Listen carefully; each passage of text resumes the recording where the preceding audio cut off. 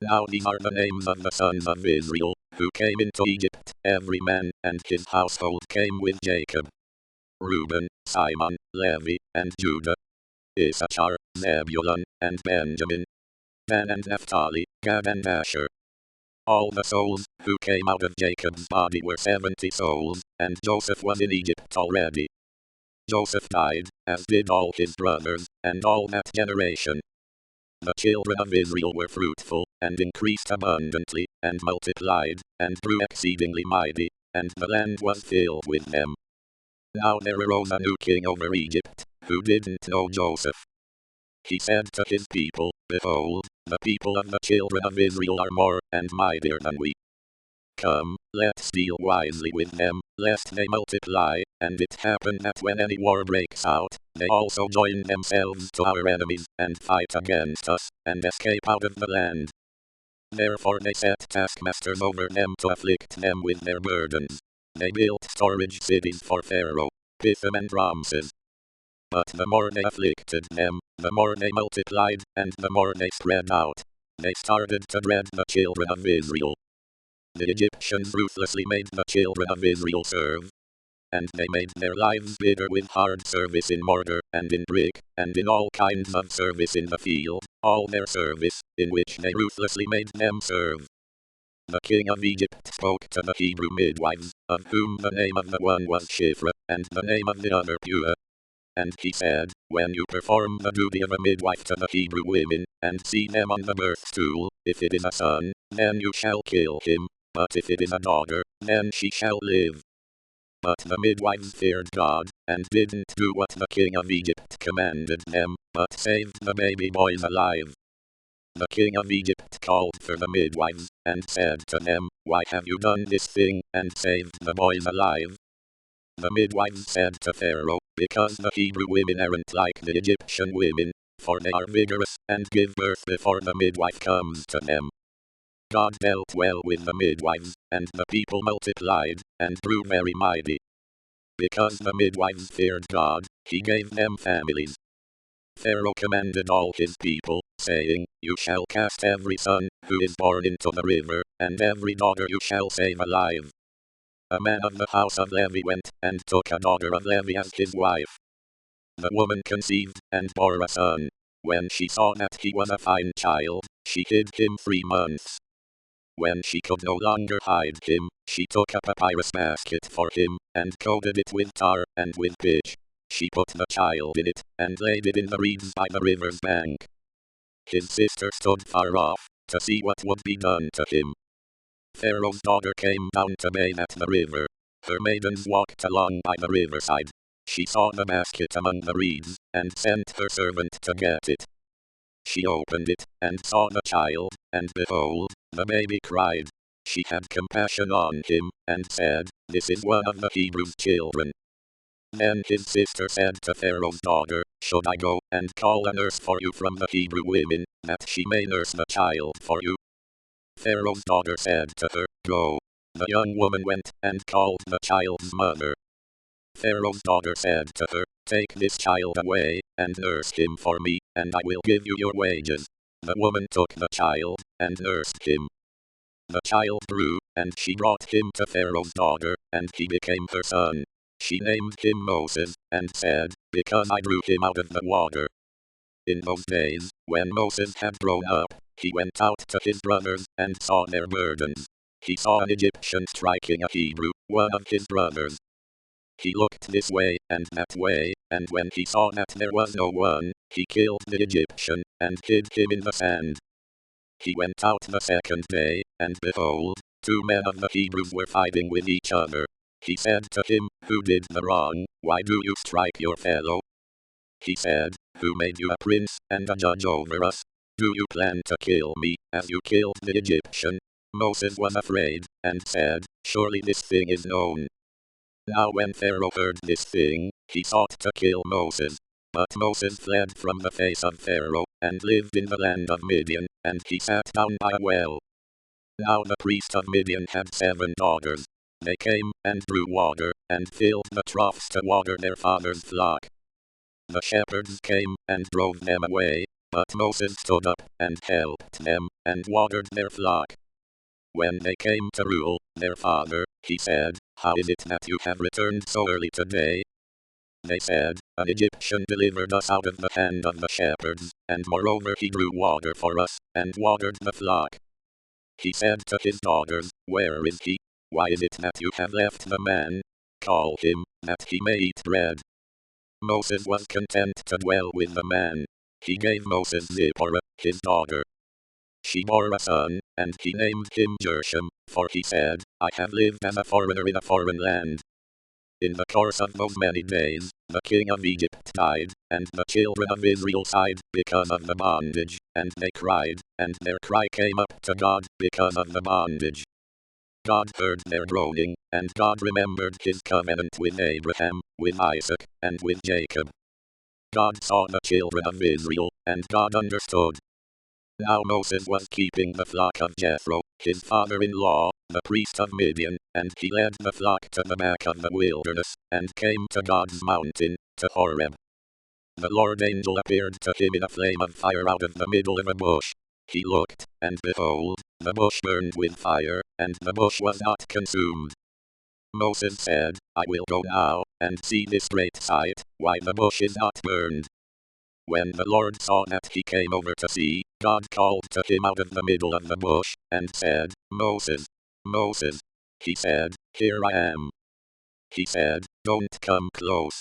Take off your sandals, for the place you are standing on is holy ground." Moreover he said, "I am the God of your father, the God of Abraham, the God of Isaac, and the God of Jacob." Moses hid his face because he was afraid to look at God. The Lord said, "I have surely seen the affliction of my people, who are in Egypt, and have heard their cry because of their taskmasters, for I know their sorrows. I have come down to deliver them out of the hand of the Egyptians, and to bring them up out of that land to a good and large land, to a land flowing with milk and honey, to the place of the Canaanite, the Hittite, the Amorite, the Perizzite, the Hivite, and the Jebusite. Now, behold, the cry of the children of Israel has come to me. Moreover I have seen the oppression with which the Egyptians oppress them. Come now therefore, and I will send you to Pharaoh, that you may bring my people, the children of Israel, out of Egypt." Moses said to God, "Who am I, that I should go to Pharaoh, and that I should bring the children of Israel out of Egypt?" He said, "Certainly I will be with you. This will be the token to you, that I have sent you. When you have brought the people out of Egypt, you shall serve God on this mountain." Moses said to God, "Behold, when I come to the children of Israel, and tell them, the God of your fathers has sent me to you, and they ask me, what is his name? What should I tell them?" God said to Moses, "I am who I am," and he said, "You shall tell the children of Israel this, I am has sent me to you." God said moreover to Moses, "You shall tell the children of Israel this, the Lord, the God of your fathers, the God of Abraham, the God of Isaac, and the God of Jacob, has sent me to you. This is my name forever, and this is my memorial to all generations. Go and gather the elders of Israel together, and tell them, the Lord, the God of your fathers, the God of Abraham, of Isaac, and of Jacob, has appeared to me, saying, I have surely visited you, and seen that which is done to you in Egypt. I have said, I will bring you up out of the affliction of Egypt to the land of the Canaanite, the Hittite, the Amorite, the Perizzite, the Hivite, and the Jebusite, to a land flowing with milk and honey. They will listen to your voice. You shall come, you and the elders of Israel, to the king of Egypt, and you shall tell him, the Lord, the God of the Hebrews, has met with us. Now please let us go 3 days' journey into the wilderness, that we may sacrifice to the Lord, our God. I know that the king of Egypt won't give you permission to go, no, not by a mighty hand. I will reach out my hand, and strike Egypt with all my wonders, which I will do among them, and after that he will let you go. I will give this people favor in the sight of the Egyptians, and it will happen that when you go, you shall not go empty-handed. But every woman shall ask of her neighbor, and of her, who visits her house, jewels of silver, jewels of gold, and clothing. You shall put them on your sons, and on your daughters. You shall plunder the Egyptians. Moses answered, But, behold, they will not believe me, nor listen to my voice, for they will say, The Lord has not appeared to you. The Lord said to him, What is that in your hand? He said, A rod. He said, Throw it on the ground. He threw it on the ground, and it became a snake, and Moses ran away from it. The Lord said to Moses, Stretch out your hand, and take it by the tail. He stretched out his hand, and took hold of it, and it became a rod in his hand. This is so that they may believe that the Lord, the God of their fathers, the God of Abraham, the God of Isaac, and the God of Jacob, has appeared to you. The Lord said, furthermore to him, Now put your hand inside your cloak. He put his hand inside his cloak, and when he took it out, behold, his hand was leprous, as white as snow. He said, Put your hand inside your cloak again. He put his hand inside his cloak again, and when he took it out of his cloak, behold, it had turned again as his other flesh. It will happen, if they will not believe you or listen to the voice of the first sign, that they will believe the voice of the latter sign. It will happen, if they will not believe even these two signs, or listen to your voice, that you shall take of the water of the river, and pour it on the dry land. The water which you take out of the river will become blood on the dry land. Moses said to the Lord, O Lord, I am not eloquent, neither before now, nor since you have spoken to your servant, for I am slow of speech, and of a slow tongue. The Lord said to him, Who made man's mouth? Or who makes one mute, or deaf, or seeing, or blind? Isn't it I, the Lord? Now therefore go, and I will be with your mouth, and teach you what you shall speak. Moses said, O Lord, please send someone else. The Lord's anger burned against Moses, and he said, What about Aaron, your brother, the Levite? I know that he can speak well. Also, behold, he is coming out to meet you. When he sees you, he will be glad in his heart. You shall speak to him, and put the words in his mouth. I will be with your mouth, and with his mouth, and will teach you what you shall do. He will be your spokesman to the people. It will happen that he will be to you a mouth, and you will be to him as God. You shall take this rod in your hand, with which you shall do the signs. Moses went and returned to Jethro his father-in-law, and said to him, Please let me go and return to my brothers, who are in Egypt, and see whether they are still alive. Jethro said to Moses, Go in peace. The Lord said to Moses in Midian, Go, return into Egypt, for all the men who sought your life are dead. Moses took his wife and his sons, and set them on a donkey, and he returned to the land of Egypt. Moses took God's rod in his hand. The Lord said to Moses, When you go back into Egypt, see that you do before Pharaoh all the wonders which I have put in your hand, but I will harden his heart, and he will not let the people go. You shall tell Pharaoh, The Lord says, Israel is my son, my firstborn. And I have said to you, Let my son go, that he may serve me, and you have refused to let him go. Behold, I will kill your firstborn son. On the way at a lodging place, the Lord met Moses, and wanted to kill him. Then Zipporah took a flint, and cut off the foreskin of her son, and cast it at his feet, and she said, Surely you are a bridegroom of blood to me. So he let him alone. Then she said, You are a bridegroom of blood, because of the circumcision. The Lord said to Aaron, Go into the wilderness to meet Moses. He went, and met him on God's mountain, and kissed him. Moses told Aaron all the Lord's words with which he had sent him, and all the signs with which he had instructed him. Moses and Aaron went, and gathered together all the elders of the children of Israel. Aaron spoke all the words which the Lord had spoken to Moses, and did the signs in the sight of the people. The people believed, and when they heard that the Lord had visited the children of Israel, and that he had seen their affliction, then they bowed their heads, and worshipped. Afterward Moses and Aaron came, and said to Pharaoh, This is what the Lord, the God of Israel, says, Let my people go, that they may hold a feast to me in the wilderness. Pharaoh said, Who is the Lord, that I should listen to his voice to let Israel go?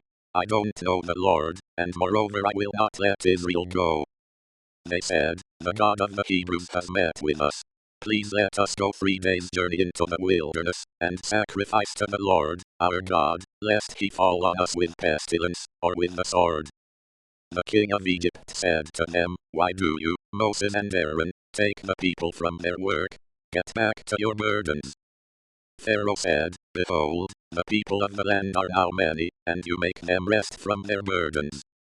The same day Pharaoh commanded the taskmasters of the people and their officers, saying, You shall no longer give the people straw to make brick, as before. Let them go and gather straw for themselves. You shall require from them the number of the bricks which they made before. You shall not diminish anything of it, for they are idle. Therefore they cry, saying, Let's go and sacrifice to our God. Let heavier work be laid on the men, that they may labor in it. Don't let them pay any attention to lying words. The taskmasters of the people went out with their officers, and they spoke to the people, saying, This is what Pharaoh says, I will not give you straw. Go yourselves, get straw where you can find it, for nothing of your work shall be diminished. So the people were scattered abroad throughout all the land of Egypt to gather stubble for straw. The taskmasters were urgent, saying, Fulfill your work quota daily, as when there was straw.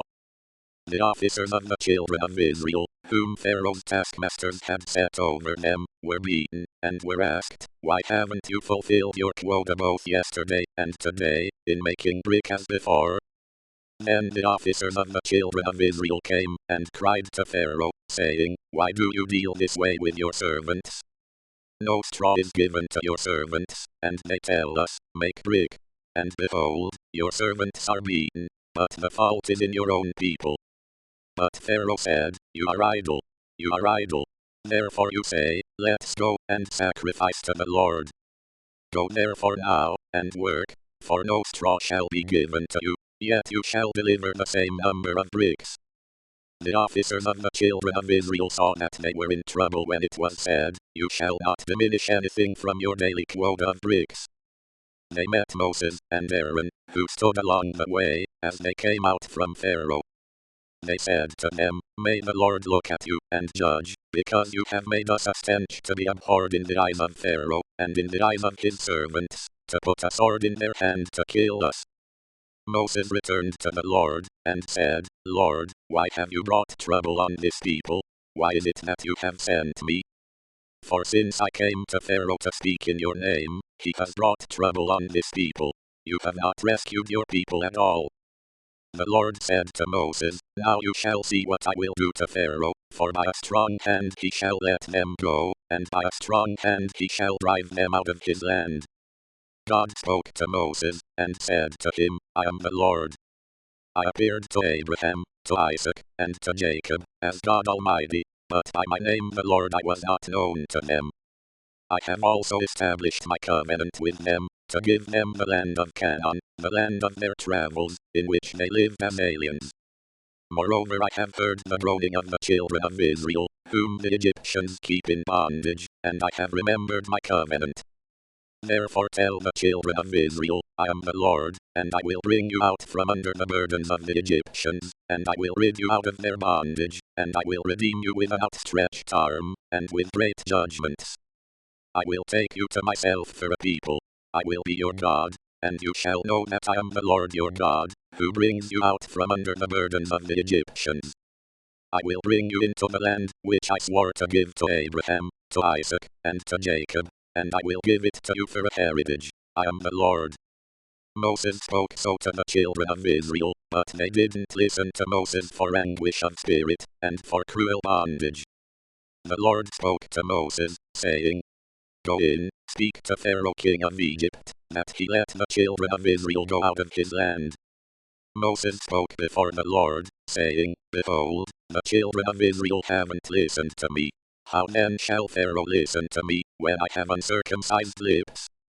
The Lord spoke to Moses and to Aaron, and gave them a command to the children of Israel, and to Pharaoh king of Egypt, to bring the children of Israel out of the land of Egypt. These are the heads of their fathers' houses. The sons of Reuben the firstborn of Israel, Hanok, and Palu, Hezron, and Carmi. These are the families of Reuben. The sons of Simon, Jemuel, and Jamin, and Ohad, and Jachin, and Zohar, and Shaul the son of a Canaanite woman. These are the families of Simon. These are the names of the sons of Levi according to their generations, Gershon, and Kohath, and Merari, and the years of the life of Levi were 137 years. The sons of Gershon, Libni and Shimei, according to their families.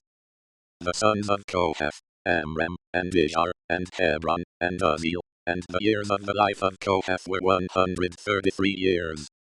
The sons of Merari, Mali and Mushi. These are the families of the Levites according to their generations. Amram took Jocheb his father's sister to himself as wife, and she bore him Aaron and Moses. The years of the life of Amram were 137 years. The sons of Izhar, Korah, and Nepheg, and Zikri.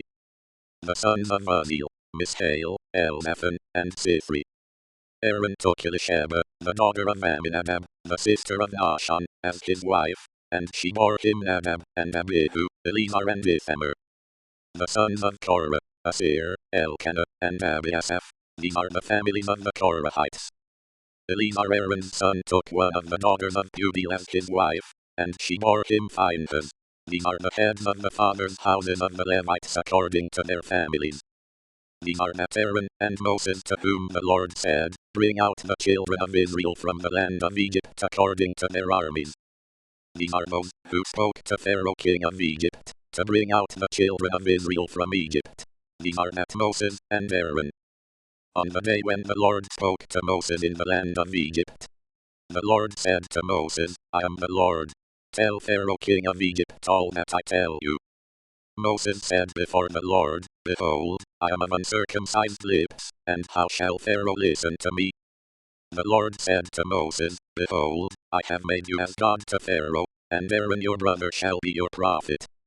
You shall speak all that I command you, and Aaron your brother shall speak to Pharaoh, that he let the children of Israel go out of his land. I will harden Pharaoh's heart, and multiply my signs and my wonders in the land of Egypt. But Pharaoh will not listen to you, so I will lay my hand on Egypt, and bring out my armies, my people the children of Israel, out of the land of Egypt by great judgments. The Egyptians shall know that I am the Lord when I stretch out my hand on Egypt, and bring the children of Israel out from among them." Moses and Aaron did so. As the Lord commanded them, so they did. Moses was 80 years old, and Aaron 83 years old, when they spoke to Pharaoh. The Lord spoke to Moses and to Aaron, saying, "When Pharaoh speaks to you, saying, 'Perform a miracle,' then you shall tell Aaron, 'Take your rod, and cast it down before Pharaoh, and it will become a serpent.'"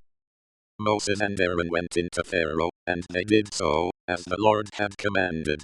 Aaron cast down his rod before Pharaoh and before his servants, and it became a serpent. Then Pharaoh also called for the wise men and the sorcerers. They also, the magicians of Egypt, did the same thing with their enchantments.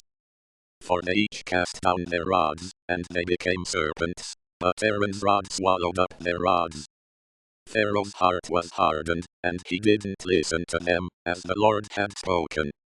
The Lord said to Moses, "Pharaoh's heart is stubborn. He refuses to let the people go. Go to Pharaoh in the morning. Behold, he is going out to the water. You shall stand by the river's bank to meet him. You shall take the rod, which was turned to a serpent in your hand.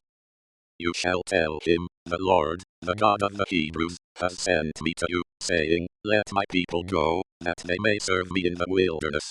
Behold, until now you haven't listened. The Lord says, 'In this you shall know that I am the Lord. Behold, I will strike with the rod that is in my hand on the waters, which are in the river, and they shall be turned to blood. The fish that are in the river will die, and the river will become foul. The Egyptians will loathe to drink water from the river.' The Lord said to Moses, 'Tell Aaron, take your rod, and stretch out your hand over the waters of Egypt, over their rivers, over their streams, and over their pools, and over all their ponds of water, that they may become blood. There will be blood throughout all the land of Egypt, both in vessels of wood and in vessels of stone.' Moses and Aaron did so, as the Lord commanded. and he lifted up the rod, and struck the waters that were in the river, in the sight of Pharaoh, and in the sight of his servants, and all the waters that were in the river were turned to blood. The fish that were in the river died. The river became foul. The Egyptians couldn't drink water from the river. The blood was throughout all the land of Egypt. The magicians of Egypt did the same thing with their enchantments. So Pharaoh's heart was hardened, and he didn't listen to them, as the Lord had spoken. Pharaoh turned and went into his house, and he didn't even take this to heart. All the Egyptians dug around the river for water to drink, for they couldn't drink the river water. 7 days were fulfilled, after the Lord had struck the river. The Lord spoke to Moses, "Go into Pharaoh, and tell him, this is what the Lord says, let my people go, that they may serve me. If you refuse to let them go, behold, I will plague all your borders with frogs. The river will swarm with frogs, which will go up, and come into your house, and into your bedroom, and on your bed, and into the house of your servants, and on your people, and into your ovens, and into your kneading troughs. The frogs shall come up both on you, and on your people, and on all your servants." The Lord said to Moses, "Tell Aaron, stretch out your hand with your rod over the rivers, over the streams, and over the pools, and cause frogs to come up on the land of Egypt." Aaron stretched out his hand over the waters of Egypt, and the frogs came up, and covered the land of Egypt. The magicians did the same thing with their enchantments, and brought up frogs on the land of Egypt. Then Pharaoh called for Moses and Aaron, and said, "Entreat the Lord, that he take away the frogs from me and from my people, and I will let the people go, that they may sacrifice to the Lord."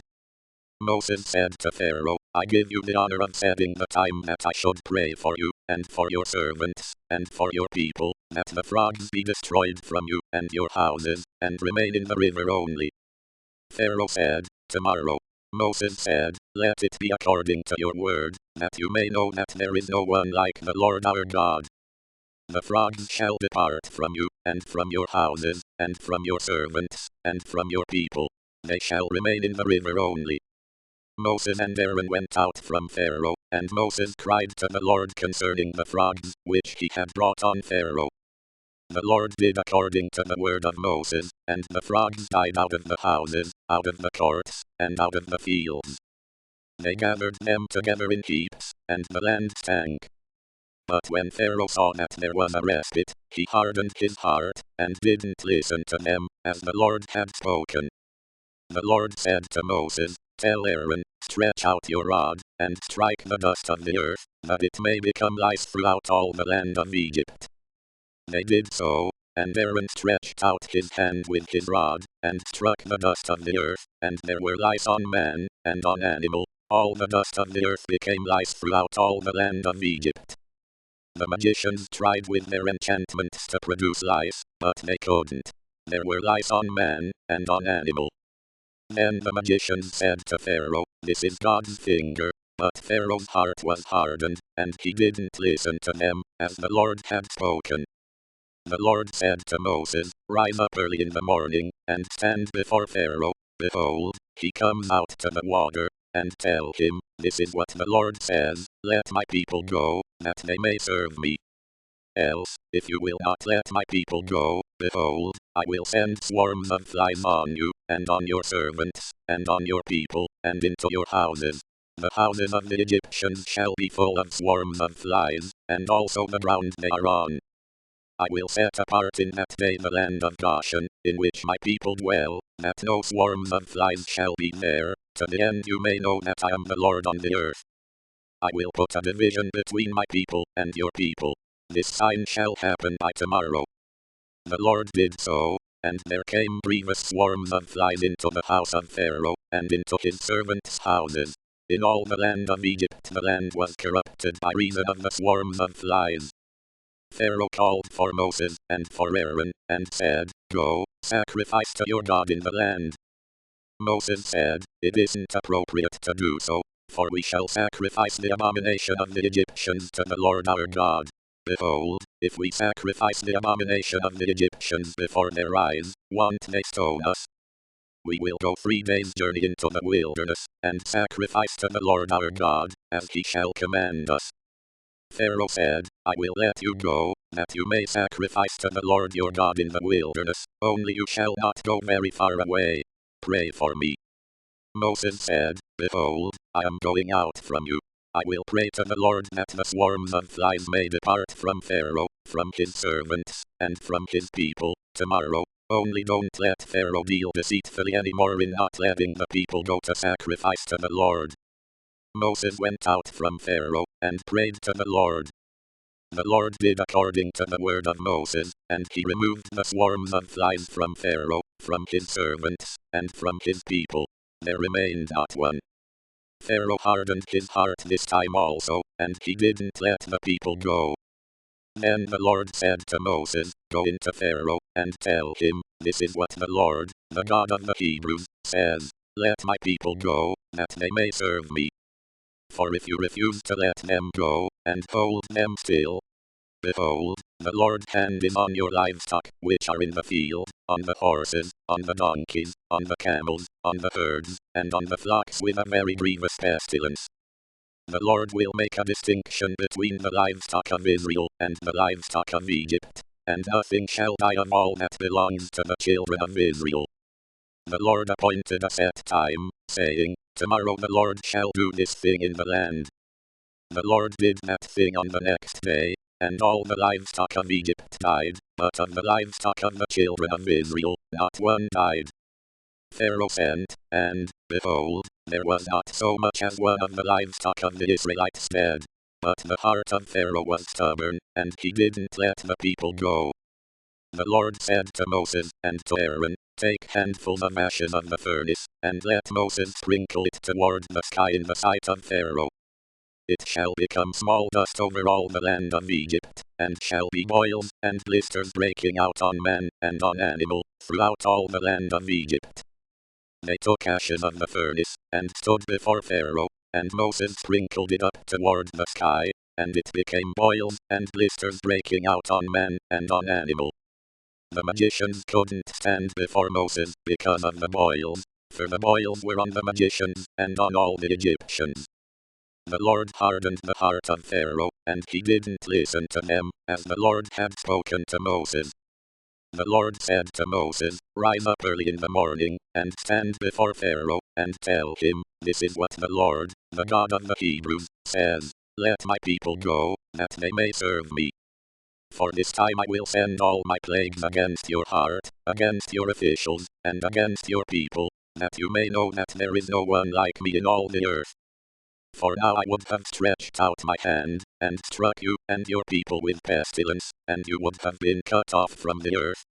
But indeed for this cause I have made you stand, to show you my power, and that my name may be declared throughout all the earth. Because you still exalt yourself against my people, that you won't let them go. Behold, tomorrow about this time I will cause it to rain a very grievous hail, such as has not been in Egypt, since the day it was founded even until now. Now therefore command that all of your livestock, and all that you have in the field be brought into shelter. The hail will come down on every man and animal that is found in the field, and isn't brought home, and they will die. Those who feared the Lord were among the servants of Pharaoh made their servants and their livestock flee into the houses. Whoever didn't respect the Lord's word left his servants and his livestock in the field. The Lord said to Moses, Stretch out your hand toward the sky, that there may be hail in all the land of Egypt, on man, and on animal, and on every herb of the field, throughout the land of Egypt. Moses stretched out his rod toward the heavens, and the Lord sent thunder and hail, and lightning flashed down to the earth. The Lord rained hail on the land of Egypt. So there was very severe hail, and lightning mixed with the hail, such as had not been in all the land of Egypt, since it became a nation. The hail struck throughout all the land of Egypt all that was in the field, both man and animal, and the hail struck every herb of the field, and broke every tree of the field. Only in the land of Goshen, where the children of Israel were, there was no hail. Pharaoh sent and called for Moses and Aaron, and said to them, I have sinned this time. The Lord is righteous, and I and my people are wicked. Pray to the Lord, for there has been enough of mighty thunderings and hail.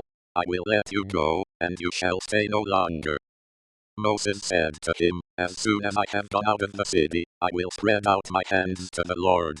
The thunders shall cease, and there will not be any more hail, that you may know that the earth is the Lord. But as for you and your servants, I know that you don't yet fear the Lord God. The flax and the barley were struck, for the barley had ripened, and the flax was blooming. But the wheat and the spelt were not struck, for they had not grown up. Moses went out of the city from Pharaoh, and spread out his hands to the Lord, and the thunders and hail ceased, and the rain was not poured on the earth.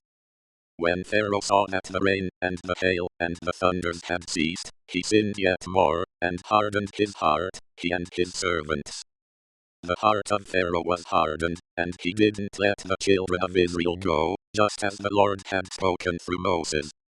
The Lord said to Moses, Go into Pharaoh, for I have hardened his heart, and the heart of his servants, that I may show these my signs among them, and that you may tell in the hearing of your son, and of your son's son, what things I have done to Egypt, and my signs, which I have done among them, that you may know that I am the Lord.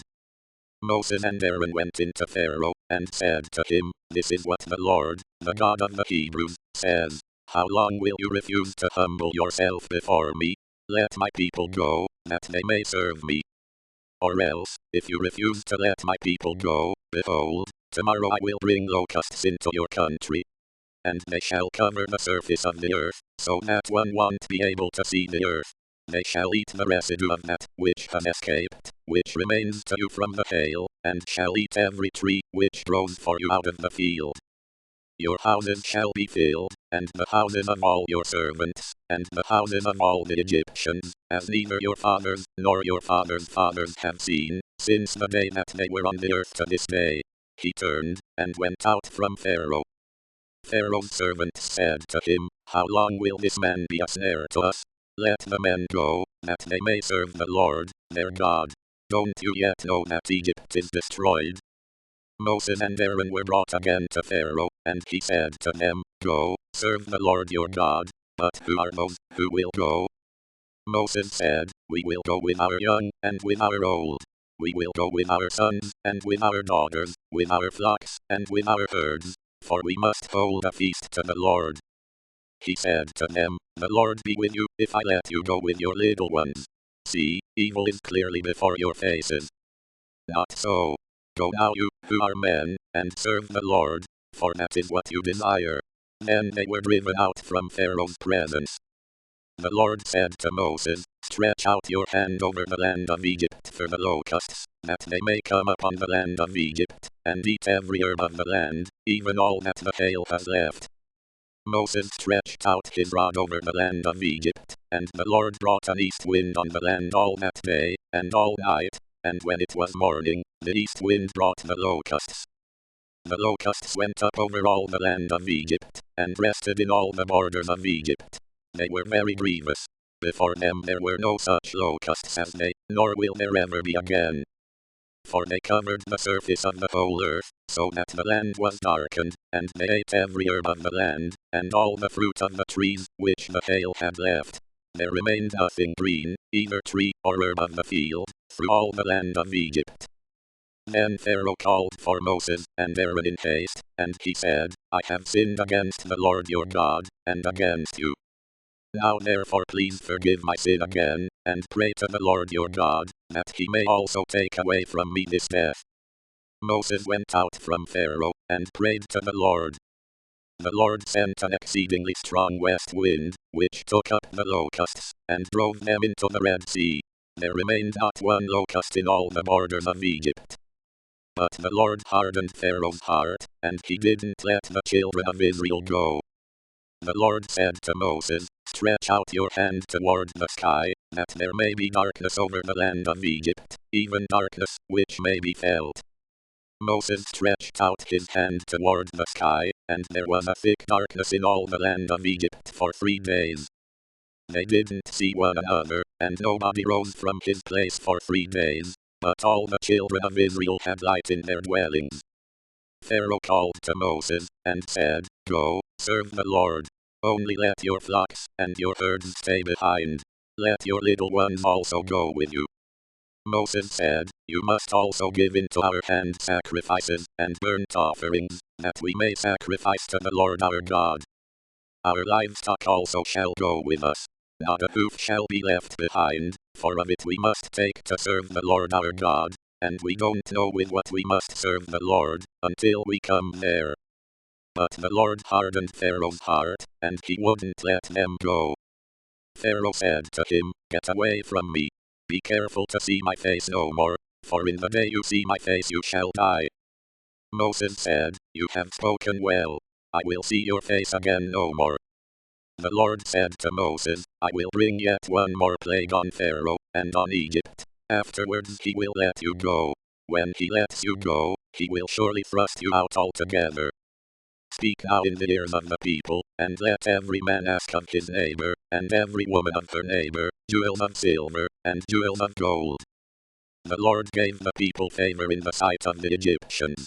Moreover, the man Moses was very great in the land of Egypt, in the sight of Pharaoh's servants, and in the sight of the people. Moses said, This is what the Lord says, About midnight I will go out into the middle of Egypt.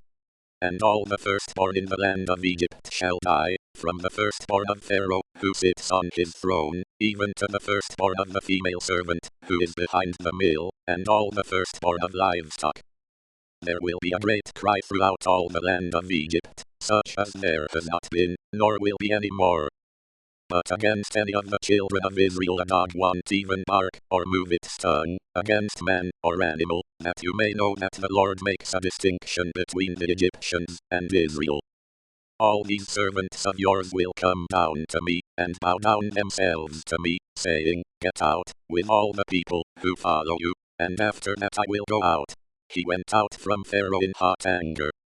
The Lord said to Moses, Pharaoh won't listen to you, that my wonders may be multiplied in the land of Egypt. Moses and Aaron did all these wonders before Pharaoh, but the Lord hardened Pharaoh's heart, and he didn't let the children of Israel go out of his land. The Lord spoke to Moses and Aaron in the land of Egypt, saying, This month shall be to you the beginning of months. It shall be the first month of the year to you. Speak to all the congregation of Israel, saying, On the 10th day of this month, they shall take to them every man a lamb, according to their fathers' houses, a lamb for a household. And if the household is too little for a lamb, then he and his neighbor next to his house shall take one according to the number of the souls. You shall make your count for the lamb according to what everyone can eat. Your lamb shall be without defect, a male a year old. You shall take it from the sheep, or from the goats. You shall keep it until the 14th day of the same month, and the whole assembly of the congregation of Israel shall kill it at evening. They shall take some of the blood, and put it on the 2 doorposts, and on the lintel, on the houses, in which they shall eat it. They shall eat the meat in that night, roasted with fire, with unleavened bread. They shall eat it with bitter herbs. Don't eat it raw, nor boiled at all with water, but roasted with fire, with its head, its legs, and its inner parts. You shall let nothing of it remain until the morning, but that which remains of it until the morning you shall burn with fire. This is how you shall eat it, with your belt on your waist, your sandals on your feet, and your staff in your hand, and you shall eat it in haste. It is the Lord's Passover. For I will go through the land of Egypt in that night, and will strike all the firstborn in the land of Egypt, both man and animal. I will execute judgments against all the gods of Egypt. I am the Lord. The blood shall be to you for a token on the houses where you are. When I see the blood, I will pass over you, and no plague will be on you to destroy you when I strike the land of Egypt. This day shall be a memorial for you. You shall keep it as a feast to the Lord. You shall keep it as a feast throughout your generations by an ordinance forever. 7 days you shall eat unleavened bread, even the first day you shall put away yeast out of your houses, for whoever eats leavened bread from the first day until the 7th day, that soul shall be cut off from Israel. In the first day there shall be to you a holy convocation, and in the 7th day a holy convocation. No kind of work shall be done in them, except that which every man must eat, only that may be done by you. You shall observe the feast of unleavened bread, for in this same day I have brought your armies out of the land of Egypt. Therefore you shall observe this day throughout your generations by an ordinance forever. In the first month, on the 14th day of the month at evening, you shall eat unleavened bread, until the 21st day of the month at evening. There shall be no yeast found in your houses for 7 days, for whoever eats that which is leavened, that soul shall be cut off from the congregation of Israel, whether he is a foreigner, or one who is born in the land. You shall eat nothing leavened. In all your habitations you shall eat unleavened bread. Then Moses called for all the elders of Israel, and said to them, Draw out, and take lambs according to your families, and kill the Passover. You shall take a bunch of hyssop, and dip it in the blood that is in the basin, and strike the lintel and the 2 doorposts with the blood that is in the basin. None of you shall go out of the door of his house until the morning. For the Lord will pass through to strike the Egyptians, and when he sees the blood on the lintel, and on the 2 doorposts, the Lord will pass over the door, and will not allow the destroyer to come into your houses to strike you. You shall observe this thing for an ordinance to you and to your sons forever. It shall happen when you have come to the land which the Lord will give you, as he has promised, that you shall keep this service. It will happen, when your children ask you, What do you mean by this service? That you shall say, It is the sacrifice of the Lord Passover, who passed over the houses of the children of Israel in Egypt, when he struck the Egyptians, and spared our houses. The people bowed their heads, and worshipped. The children of Israel went, and did so, as the Lord had commanded Moses and Aaron, so they did. At midnight, the Lord struck all the firstborn in the land of Egypt, from the firstborn of Pharaoh, who sat on his throne, to the firstborn of the captive, who was in the dungeon, and all the firstborn of livestock. Pharaoh rose up in the night, he, and all his servants, and all the Egyptians, and there was a great cry in Egypt, for there was not a house where there was not one dead.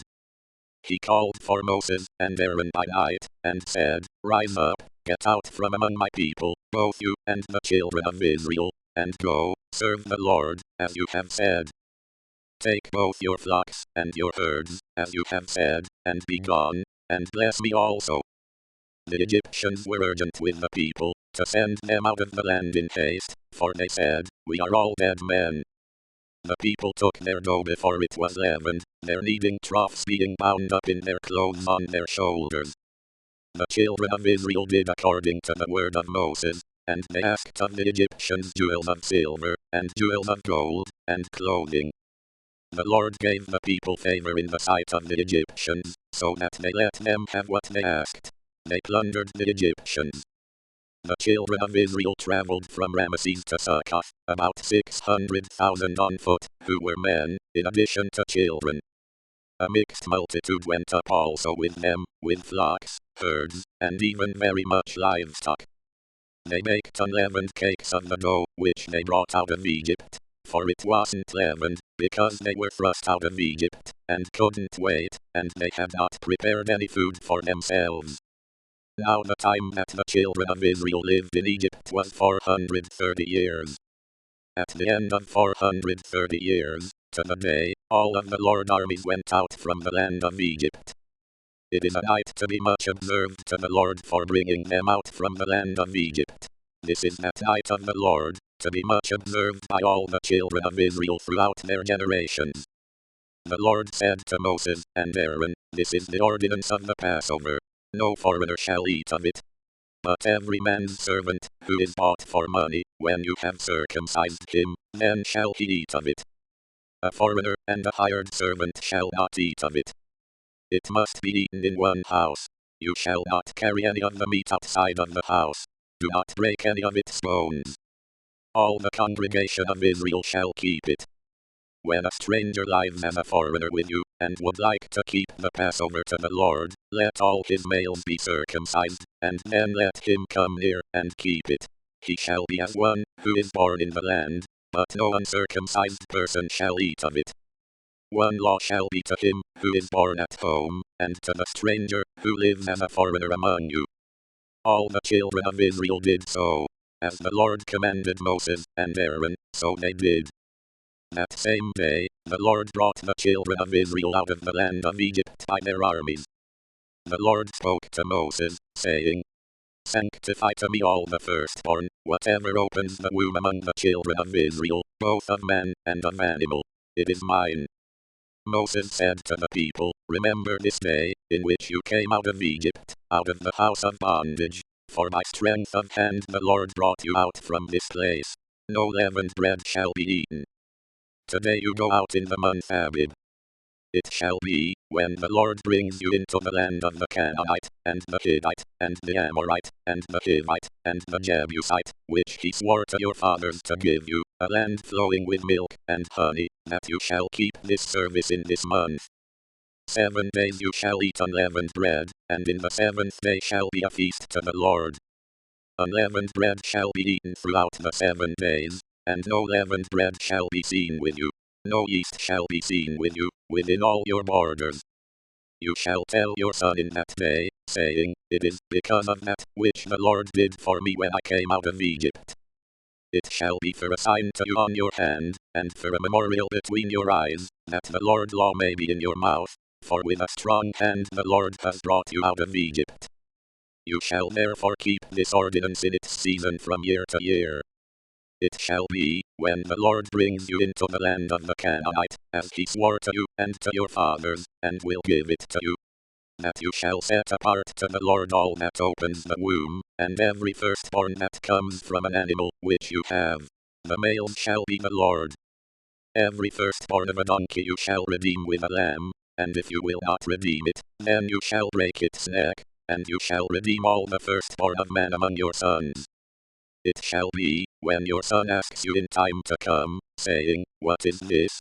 That you shall tell him, By strength of hand the Lord brought us out from Egypt, from the house of bondage. When Pharaoh stubbornly refused to let us go, the Lord killed all the firstborn in the land of Egypt, both the firstborn of man, and the firstborn of livestock. Therefore I sacrifice to the Lord all that opens the womb, being males, but all the firstborn of my sons I redeem.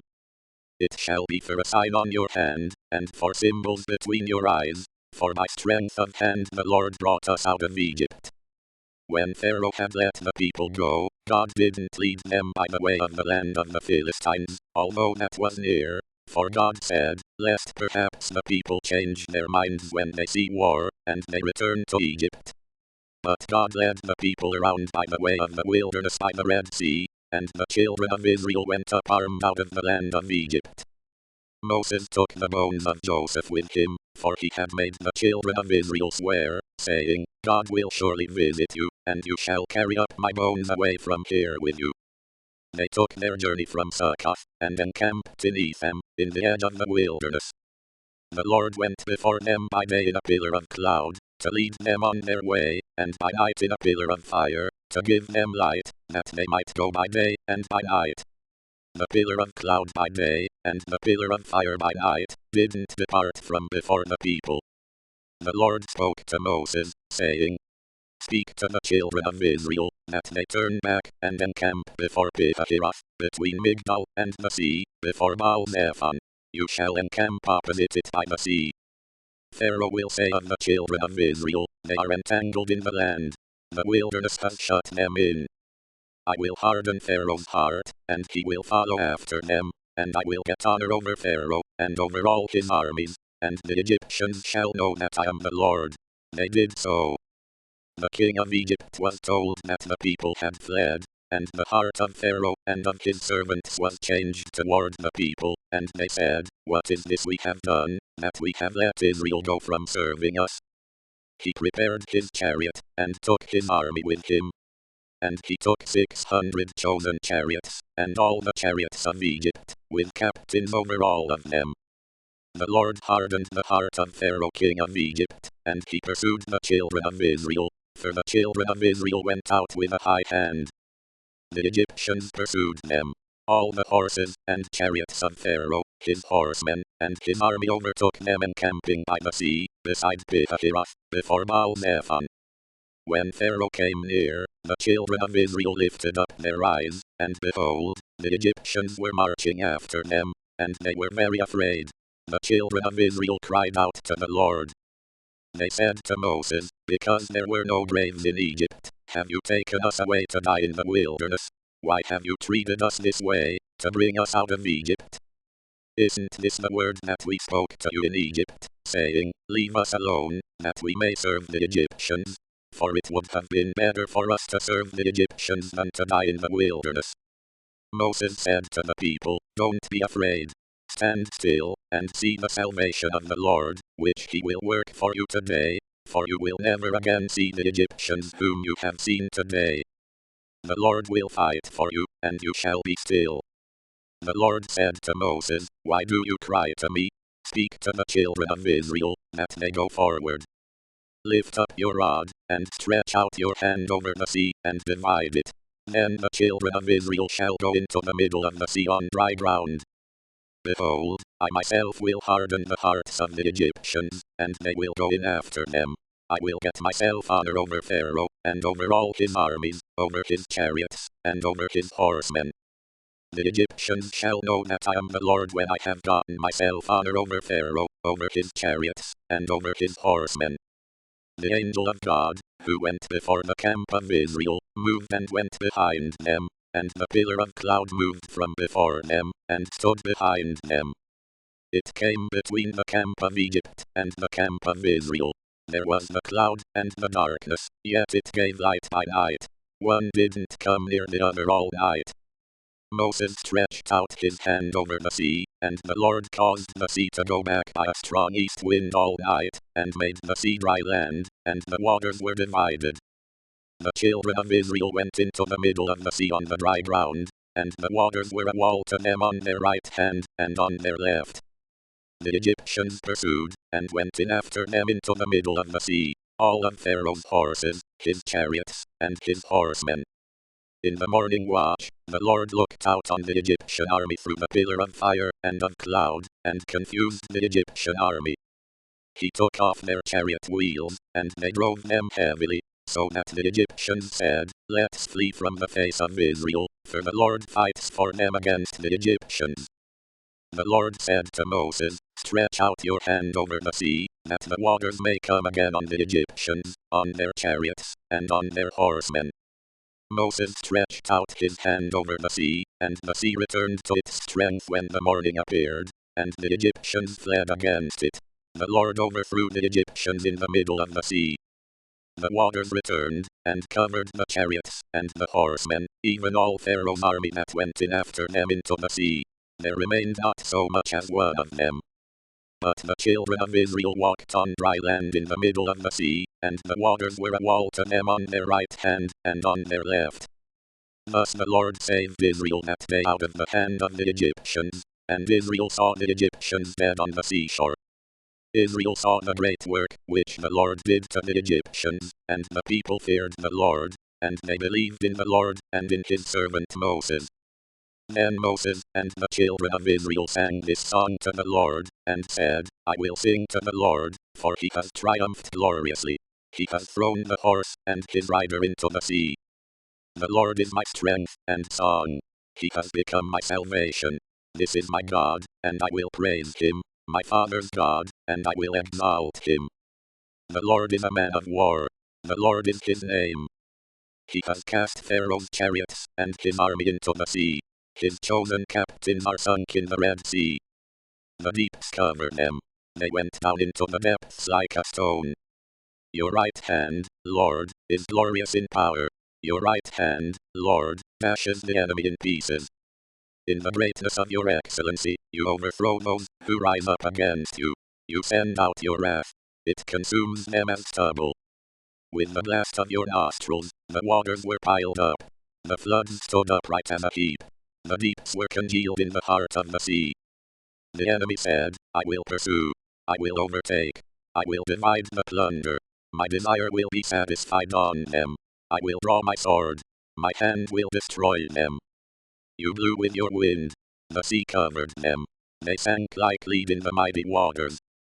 Who is like you, Lord, among the gods? who is like you, glorious in holiness, fearful in praises, doing wonders? You stretched out your right hand. The earth swallowed them. You, in your loving kindness, have led the people that you have redeemed. You have guided them in your strength to your holy habitation. The peoples have heard. They tremble. Pangs have taken hold of the inhabitants of Philistia. Then the chiefs of Edom were dismayed. Trembling takes hold of the mighty men of Moab. All the inhabitants of Canaan have melted away. Terror and dread falls on them. By the greatness of your arm they are as still as a stone, until your people pass over, Lord, until the people you have purchased pass over. You will bring them in, and plant them in the mountain of your inheritance, the place, Lord, which you have made for yourself to dwell in, the sanctuary, Lord, which your hands have established. The Lord will reign forever and ever. For the horses of Pharaoh went in with his chariots, and with his horsemen into the sea, and the Lord brought back the waters of the sea on them, but the children of Israel walked on dry land in the middle of the sea. Miriam the prophetess, the sister of Aaron, took a tambourine in her hand, and all the women went out after her with tambourines and with dances. Miriam answered them, Sing to the Lord, for he has triumphed gloriously. He has thrown the horse and his rider into the sea. Moses led Israel onward from the Red Sea, and they went out into the wilderness of Shur, and they went 3 days in the wilderness, and found no water. When they came to Marah, they couldn't drink from the waters of Marah, for they were bitter. Therefore its name was called Marah. The people murmured against Moses, saying, What shall we drink? Then he cried to the Lord. The Lord showed him a tree, and he threw it into the waters, and the waters were made sweet.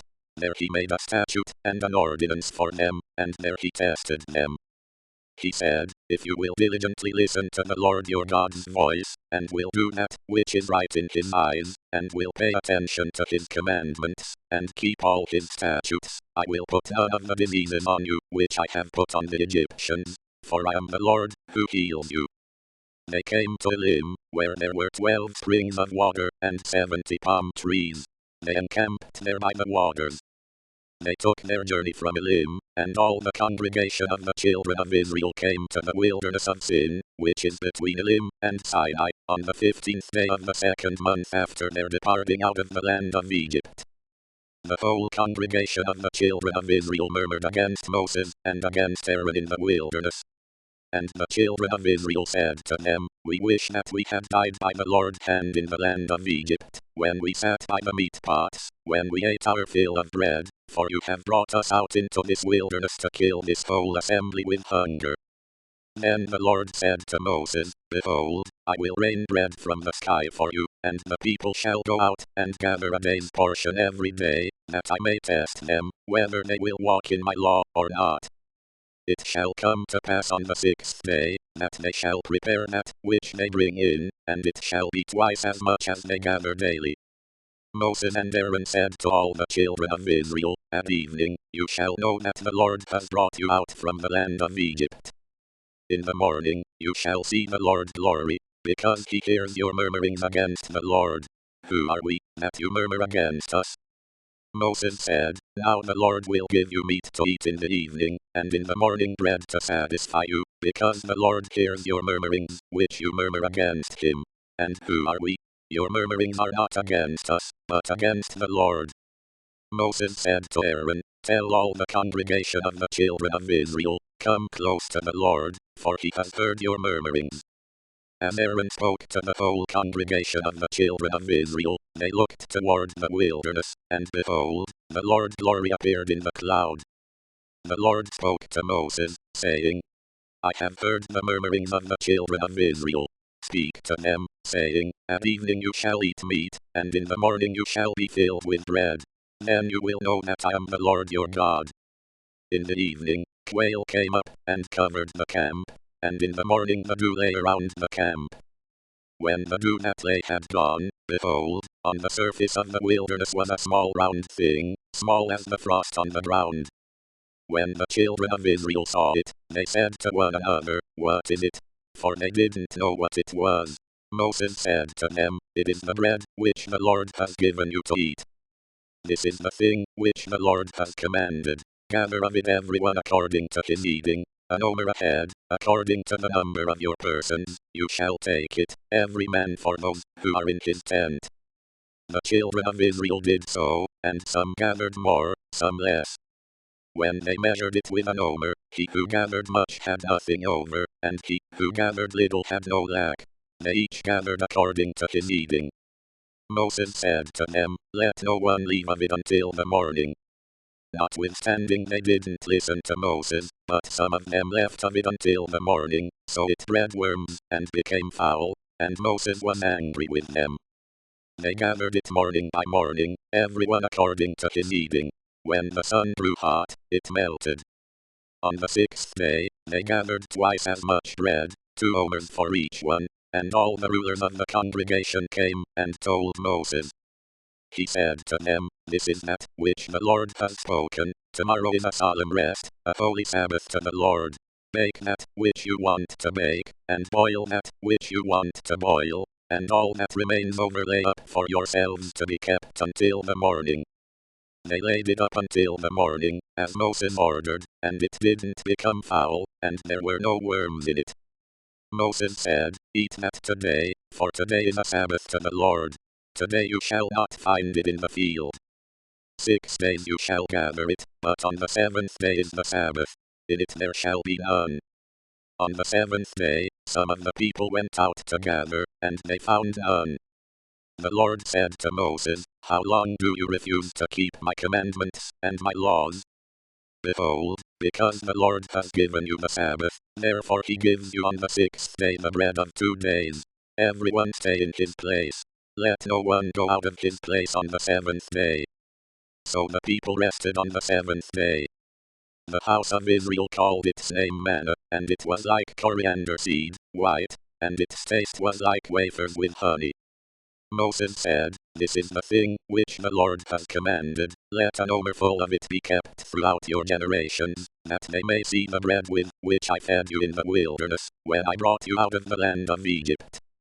Moses said to Aaron, take a pot, and put an omer full of manna in it, and lay it up before the Lord, to be kept throughout your generations. As the Lord commanded Moses, so Aaron laid it up before the testimony, to be kept.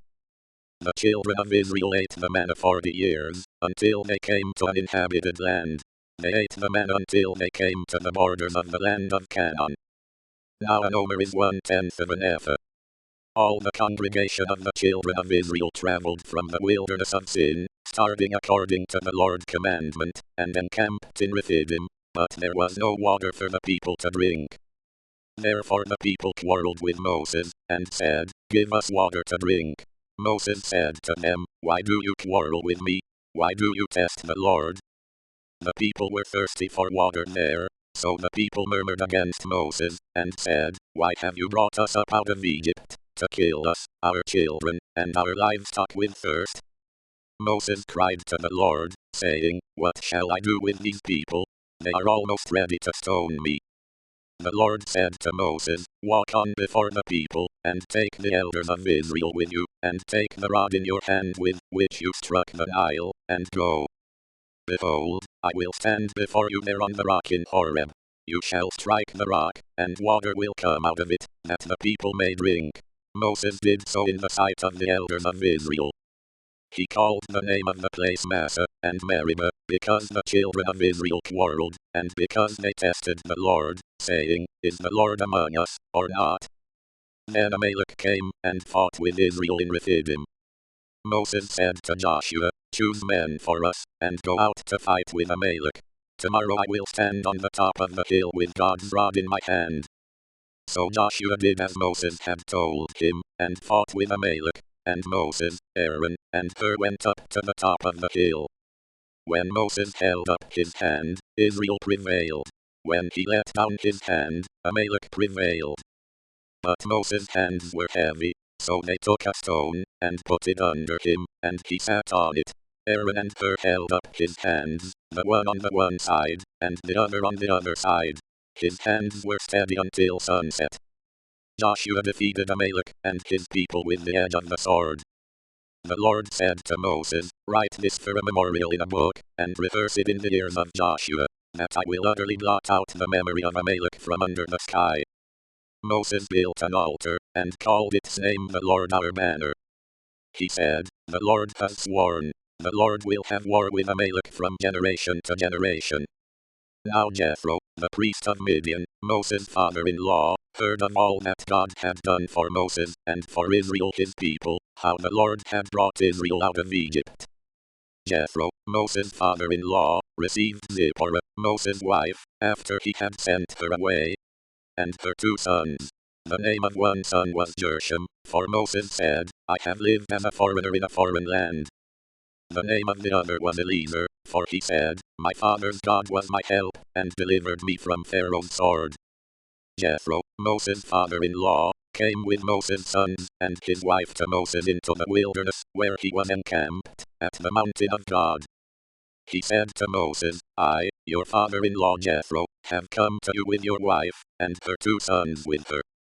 Moses went out to meet his father-in-law, and bowed and kissed him.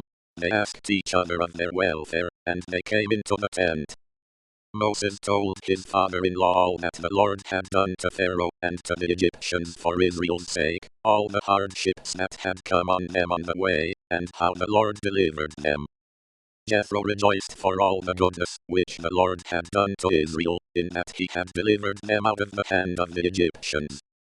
Jethro said, "Blessed be the Lord, who has delivered you out of the hand of the Egyptians, and out of the hand of Pharaoh, who has delivered the people from under the hand of the Egyptians.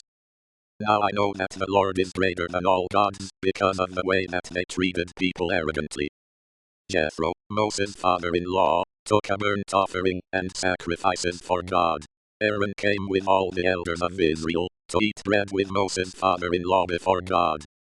On the next day, Moses sat to judge the people, and the people stood around Moses from the morning to the evening. When Moses' father-in-law saw all that he did to the people, he said, "What is this thing that you do for the people? Why do you sit alone, and all the people stand around you from morning to evening?" Moses said to his father-in-law, "Because the people come to me to inquire of God. When they have a matter, they come to me, and I judge between a man and his neighbor, and I make them know the statutes of God, and his laws." Moses' father-in-law said to him, "The thing that you do is not good. You will surely wear away, both you, and this people that is with you, for the thing is too heavy for you. You are not able to perform it yourself alone. Listen now to my voice. I will give you counsel, and God be with you.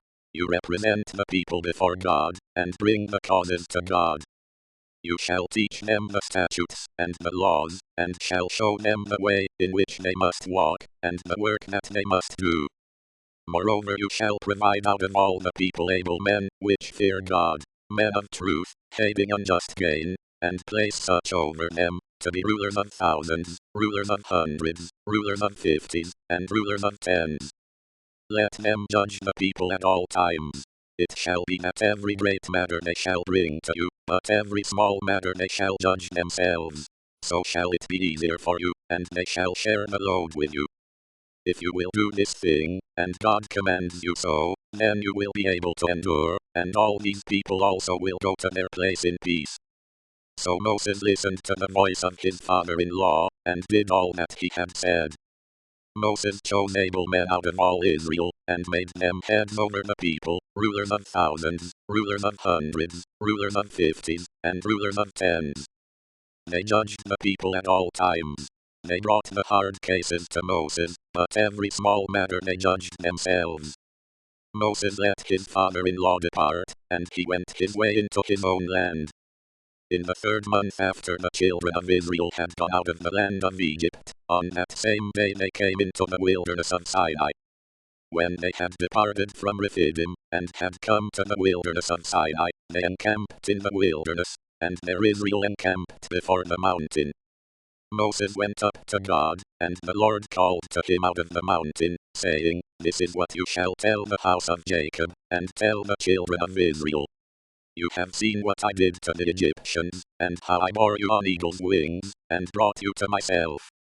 Now therefore, if you will indeed obey my voice, and keep my covenant, then you shall be my own possession from among all peoples, for all the earth is mine. And you shall be to me a kingdom of priests, and a holy nation. These are the words which you shall speak to the children of Israel. Moses came, and called for the elders of the people, and set before them all these words, which the Lord commanded him. All the people answered together, and said, All that the Lord has spoken we will do. Moses reported the words of the people to the Lord. The Lord said to Moses, Behold, I come to you in a thick cloud, that the people may hear when I speak with you, and may also believe you forever. Moses told the words of the people to the Lord. The Lord said to Moses, Go to the people, and sanctify them today and tomorrow, and let them wash their garments. And be ready for the third day, for on the third day the Lord will come down in the sight of all the people on Mount Sinai. You shall set bounds to the people all around, saying, Be careful that you don't go up onto the mountain, or touch its border. Whoever touches the mountain shall be surely put to death.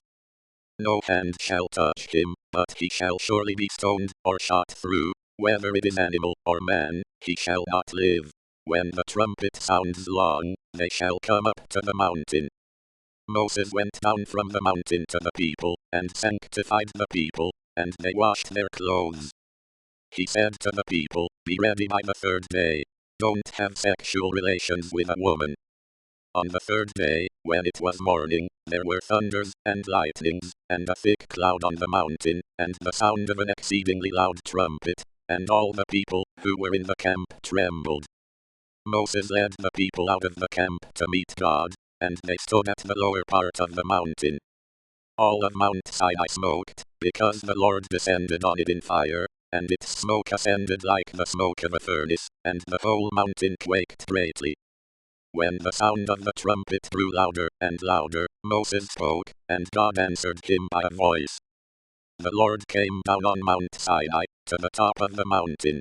The Lord called Moses to the top of the mountain, and Moses went up. The Lord said to Moses, Go down, warn the people, lest they break through to the Lord to gaze, and many of them perish. Let the priests also, who come near to the Lord, sanctify themselves, lest the Lord break out on them. Moses said to the Lord, The people can't come up to Mount Sinai, for you warned us, saying, Set bounds around the mountain, and sanctify it. The Lord said to him, Go down. You shall bring Aaron up with you, but don't let the priests and the people break through to come up to the Lord, lest he break out against them. So Moses went down to the people, and told them. God spoke all these words, saying, I am the Lord your God, who brought you out of the land of Egypt, out of the house of bondage. You shall have no other gods before me. You shall not make for yourselves an idol, nor any image of anything that is in the heavens above, or that is in the earth beneath, or that is in the water under the earth. You shall not bow yourself down to them, nor serve them, for I, the Lord your God, am a jealous God, visiting the iniquity of the fathers on the children, on the third and on the fourth generation of those who hate me, and showing loving kindness to thousands of those who love me and keep my commandments. You shall not misuse the name of the Lord your God, for the Lord will not hold him guiltless who misuses his name. Remember the Sabbath day, to keep it holy. You shall labor 6 days, and do all your work. But the seventh day is a Sabbath to the Lord your God. You shall not do any work in it, you, nor your son, nor your daughter, your male servant, nor your female servant, nor your livestock, nor your stranger, who is within your gates. For in 6 days the Lord made heaven and earth, the sea, and all that is in them, and rested the seventh day. Therefore the Lord blessed the Sabbath day, and made it holy. Honor your father and your mother, that your days may be long in the land which the Lord your God gives you. You shall not murder. You shall not commit adultery. You shall not steal. You shall not give false testimony against your neighbor. You shall not covet your neighbor's house. You shall not covet your neighbor's wife, nor his male servant, nor his female servant, nor his ox, nor his donkey, nor anything that is your neighbor's. All the people perceived the thunderings, the lightnings, the sound of the trumpet, and the mountain smoking. When the people saw it, they trembled, and stayed at a distance. They said to Moses, "Speak with us yourself, and we will listen, but don't let God speak with us, lest we die." Moses said to the people, "Don't be afraid, for God has come to test you, and that his fear may be before you, that you won't sin." The people stayed at a distance, and Moses came near to the thick darkness, where God was. The Lord said to Moses, "This is what you shall tell the children of Israel. You yourselves have seen that I have talked with you from heaven. You shall most certainly not make gods of silver, or gods of gold for yourselves to be alongside me. You shall make an altar of earth for me, and shall sacrifice on it your burnt offerings, and your peace offerings, your sheep, and your cattle. In every place where I record my name I will come to you, and I will bless you. If you make me an altar of stone, you shall not build it of cut stones, for if you lift up your tool on it, you have polluted it. You shall not go up by steps to my altar, that your nakedness may not be exposed to it. Now these are the ordinances which you shall set before them. If you buy a Hebrew servant, he shall serve 6 years, and in the 7th he shall go out free without paying anything. If he comes in by himself, he shall go out by himself. If he is married, then his wife shall go out with him. If his master gives him a wife, and she bears him sons or daughters, the wife and her children shall be her master's, and he shall go out by himself. But if the servant shall plainly say, "I love my master, my wife, and my children, I will not go out free," then his master shall bring him to God, and shall bring him to the door, or to the doorpost, and his master shall bore his ear through with an awl, and he shall serve him forever. If a man sells his daughter to be a female servant, she shall not go out as the male servants do. If she doesn't please her master, who has married her to himself, then he shall let her be redeemed. He shall have no right to sell her to a foreign people, since he has dealt deceitfully with her. If he marries her to his son, he shall deal with her as a daughter. If he takes another wife to himself, he shall not diminish her food, her clothing, and her marital rights. If he doesn't do these 3 things for her, she may go free without paying any money. One who strikes a man so that he dies shall surely be put to death. But not if it is unintentional, but God allows it to happen, then I will appoint you a place where he shall flee. If a man schemes and comes presumptuously on his neighbor to kill him, you shall take him from my altar, that he may die. Anyone who attacks his father or his mother shall be surely put to death.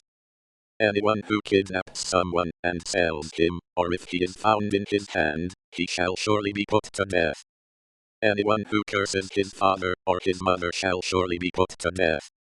If men quarrel, and one strikes the other with a stone, or with his fist, and he doesn't die, but is confined to bed, if he rises again, and walks around with his staff, then he who struck him shall be cleared, only he shall pay for the loss of his time, and shall provide for his healing until he is thoroughly healed.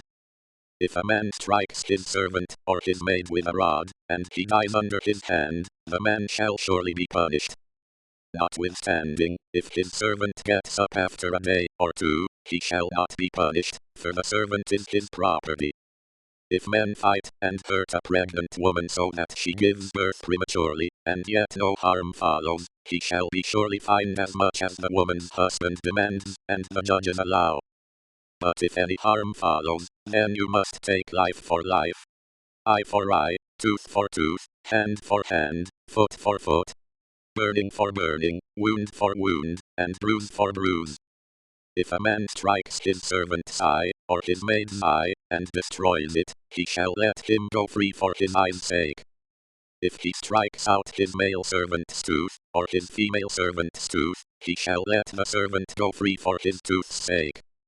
If a bull gores a man or a woman to death, the bull shall surely be stoned, and its meat shall not be eaten, but the owner of the bull shall not be held responsible. But if the bull had a habit of goring in the past, and this has been testified to its owner, and he has not kept it in, but it has killed a man or a woman, the bull shall be stoned, and its owner shall also be put to death. If a ransom is imposed on him, then he shall give for the redemption of his life whatever is imposed. Whether it has gored a son, or has gored a daughter, according to this judgment it shall be done to him. If the bull gores a male servant, or a female servant, 30 shekels of silver shall be given to their master, and the ox shall be stoned. If a man opens a pit, or if a man digs a pit, and doesn't cover it, and a bull or a donkey falls into it, the owner of the pit shall make it good. He shall give money to its owner, and the dead animal shall be his. If one man's bull injures another's, so that it dies, then they shall sell the live bull, and divide its price, and they shall also divide the dead animal. Or if it is known that the bull was in the habit of goring in the past, and its owner has not kept it in, he shall surely pay bull for bull, and the dead animal shall be his own. If a man steals an ox, or a sheep, and kills it, or sells it, he shall pay 5 oxen for an ox, and 4 sheep for a sheep. If the thief is found breaking in, and is struck so that he dies, there shall be no guilt of bloodshed for him. If the sun has risen on him, he is guilty of bloodshed. He shall make restitution. If he has nothing, then he shall be sold for his theft. If the stolen property is found in his hand alive, whether it is ox, donkey, or sheep, he shall pay double. If a man causes a field or vineyard to be eaten by letting his animal loose, and it grazes in another man's field, he shall make restitution from the best of his own field, and from the best of his own vineyard. If fire breaks out, and catches in thorns so that the shocks of grain, or the standing grain, or the field are consumed, he who kindled the fire shall surely make restitution. If a man delivers to his neighbor money, or stuff to keep, and it is stolen out of the man's house, if the thief is found, he shall pay double. If the thief isn't found, then the master of the house shall come near to God, to find out whether or not he has put his hand on his neighbor's goods. For every matter of trespass, whether it is for ox, for donkey, for sheep, for clothing, or for any kind of lost thing, about which one says, "This is mine," the cause of both parties shall come before God. He whom God condemns shall pay double to his neighbor. If a man delivers to his neighbor a donkey, an ox, a sheep, or any animal to keep, and it dies, or is injured, or driven away, no man seeing it, the oath of the Lord shall be between them both. He has not put his hand on his neighbor's goods, and its owner shall accept it, and he shall not make restitution. But if it is stolen from him, the one who stole shall make restitution to its owner. If it is torn in pieces, let him bring it for evidence. He shall not make good that which was torn. If a man borrows anything of his neighbor's, and it is injured, or dies, its owner not being with it, he shall surely make restitution. If its owner is with it, he shall not make it good. If it is a leased thing, it came for its lease. If a man entices a virgin, who isn't pledged to be married, and lies with her, he shall surely pay a dowry for her to be his wife.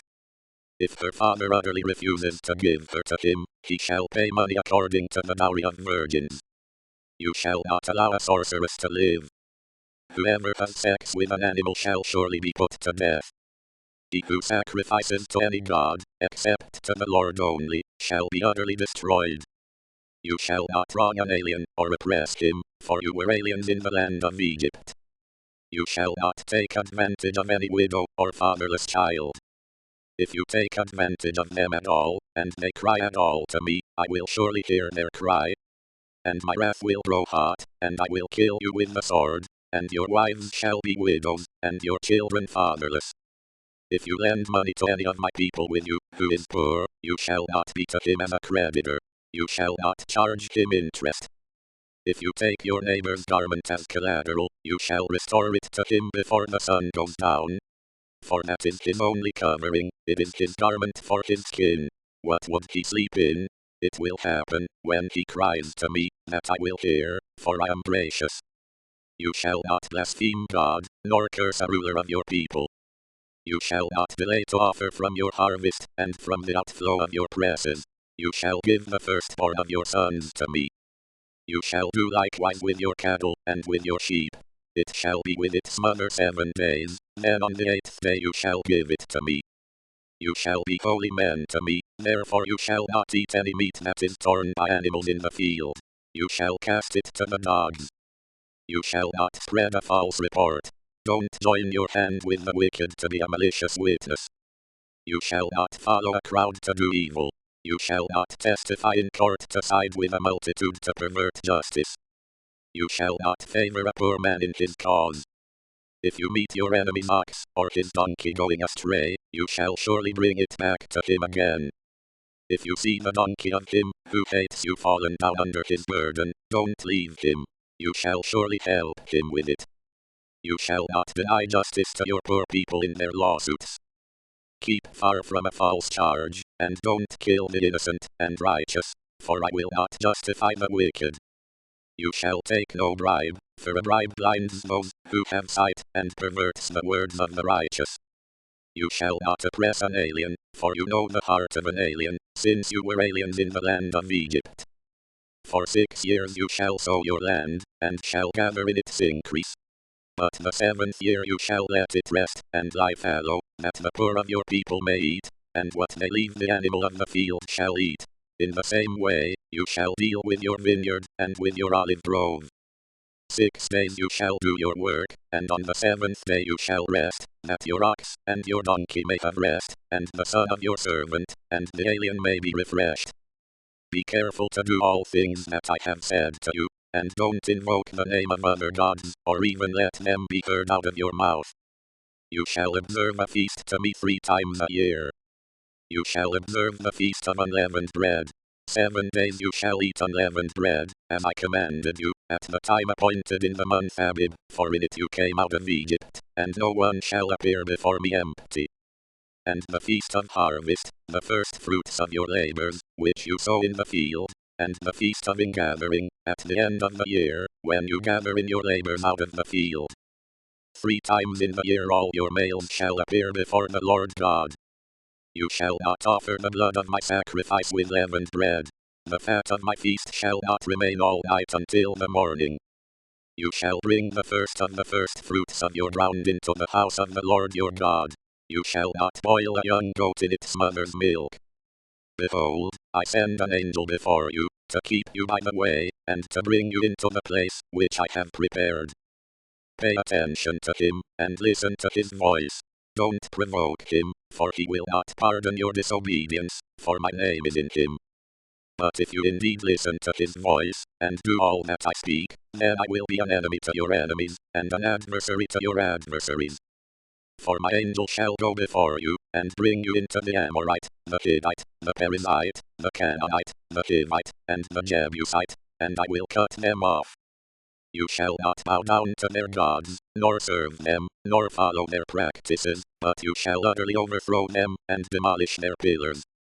You shall serve the Lord your God, and he will bless your bread and your water, and I will take sickness away from among you. No one will miscarry or be barren in your land. I will fulfill the number of your days. I will send my terror before you, and will confuse all the people to whom you come, and I will make all your enemies turn their backs to you. I will send the hornet before you, which will drive out the Hivite, the Canaanite, and the Hittite, from before you. I will not drive them out from before you in 1 year, lest the land become desolate, and the animals of the field multiply against you. Little by little I will drive them out from before you, until you have increased, and inherit the land. I will set your border from the Red Sea even to the Sea of the Philistines, and from the wilderness to the river, for I will deliver the inhabitants of the land into your hand, and you shall drive them out before you. You shall make no covenant with them, nor with their gods. They shall not dwell in your land, lest they make you sin against me, for if you serve their gods, it will surely be a snare to you. He said to Moses, Come up to the Lord, you, and Aaron, Nadab, and Abihu, and 70 of the elders of Israel, and worship from a distance. Moses alone shall come near to the Lord, but they shall not come near. The people shall not go up with him. Moses came and told the people all the Lord's words, and all the ordinances, and all the people answered with one voice, and said, All the words which the Lord has spoken will we do. Moses wrote all the Lord's words, then rose up early in the morning and built an altar at the base of the mountain, with 12 pillars for the 12 tribes of Israel. He sent young men of the children of Israel, who offered burnt offerings and sacrificed peace offerings of cattle to the Lord.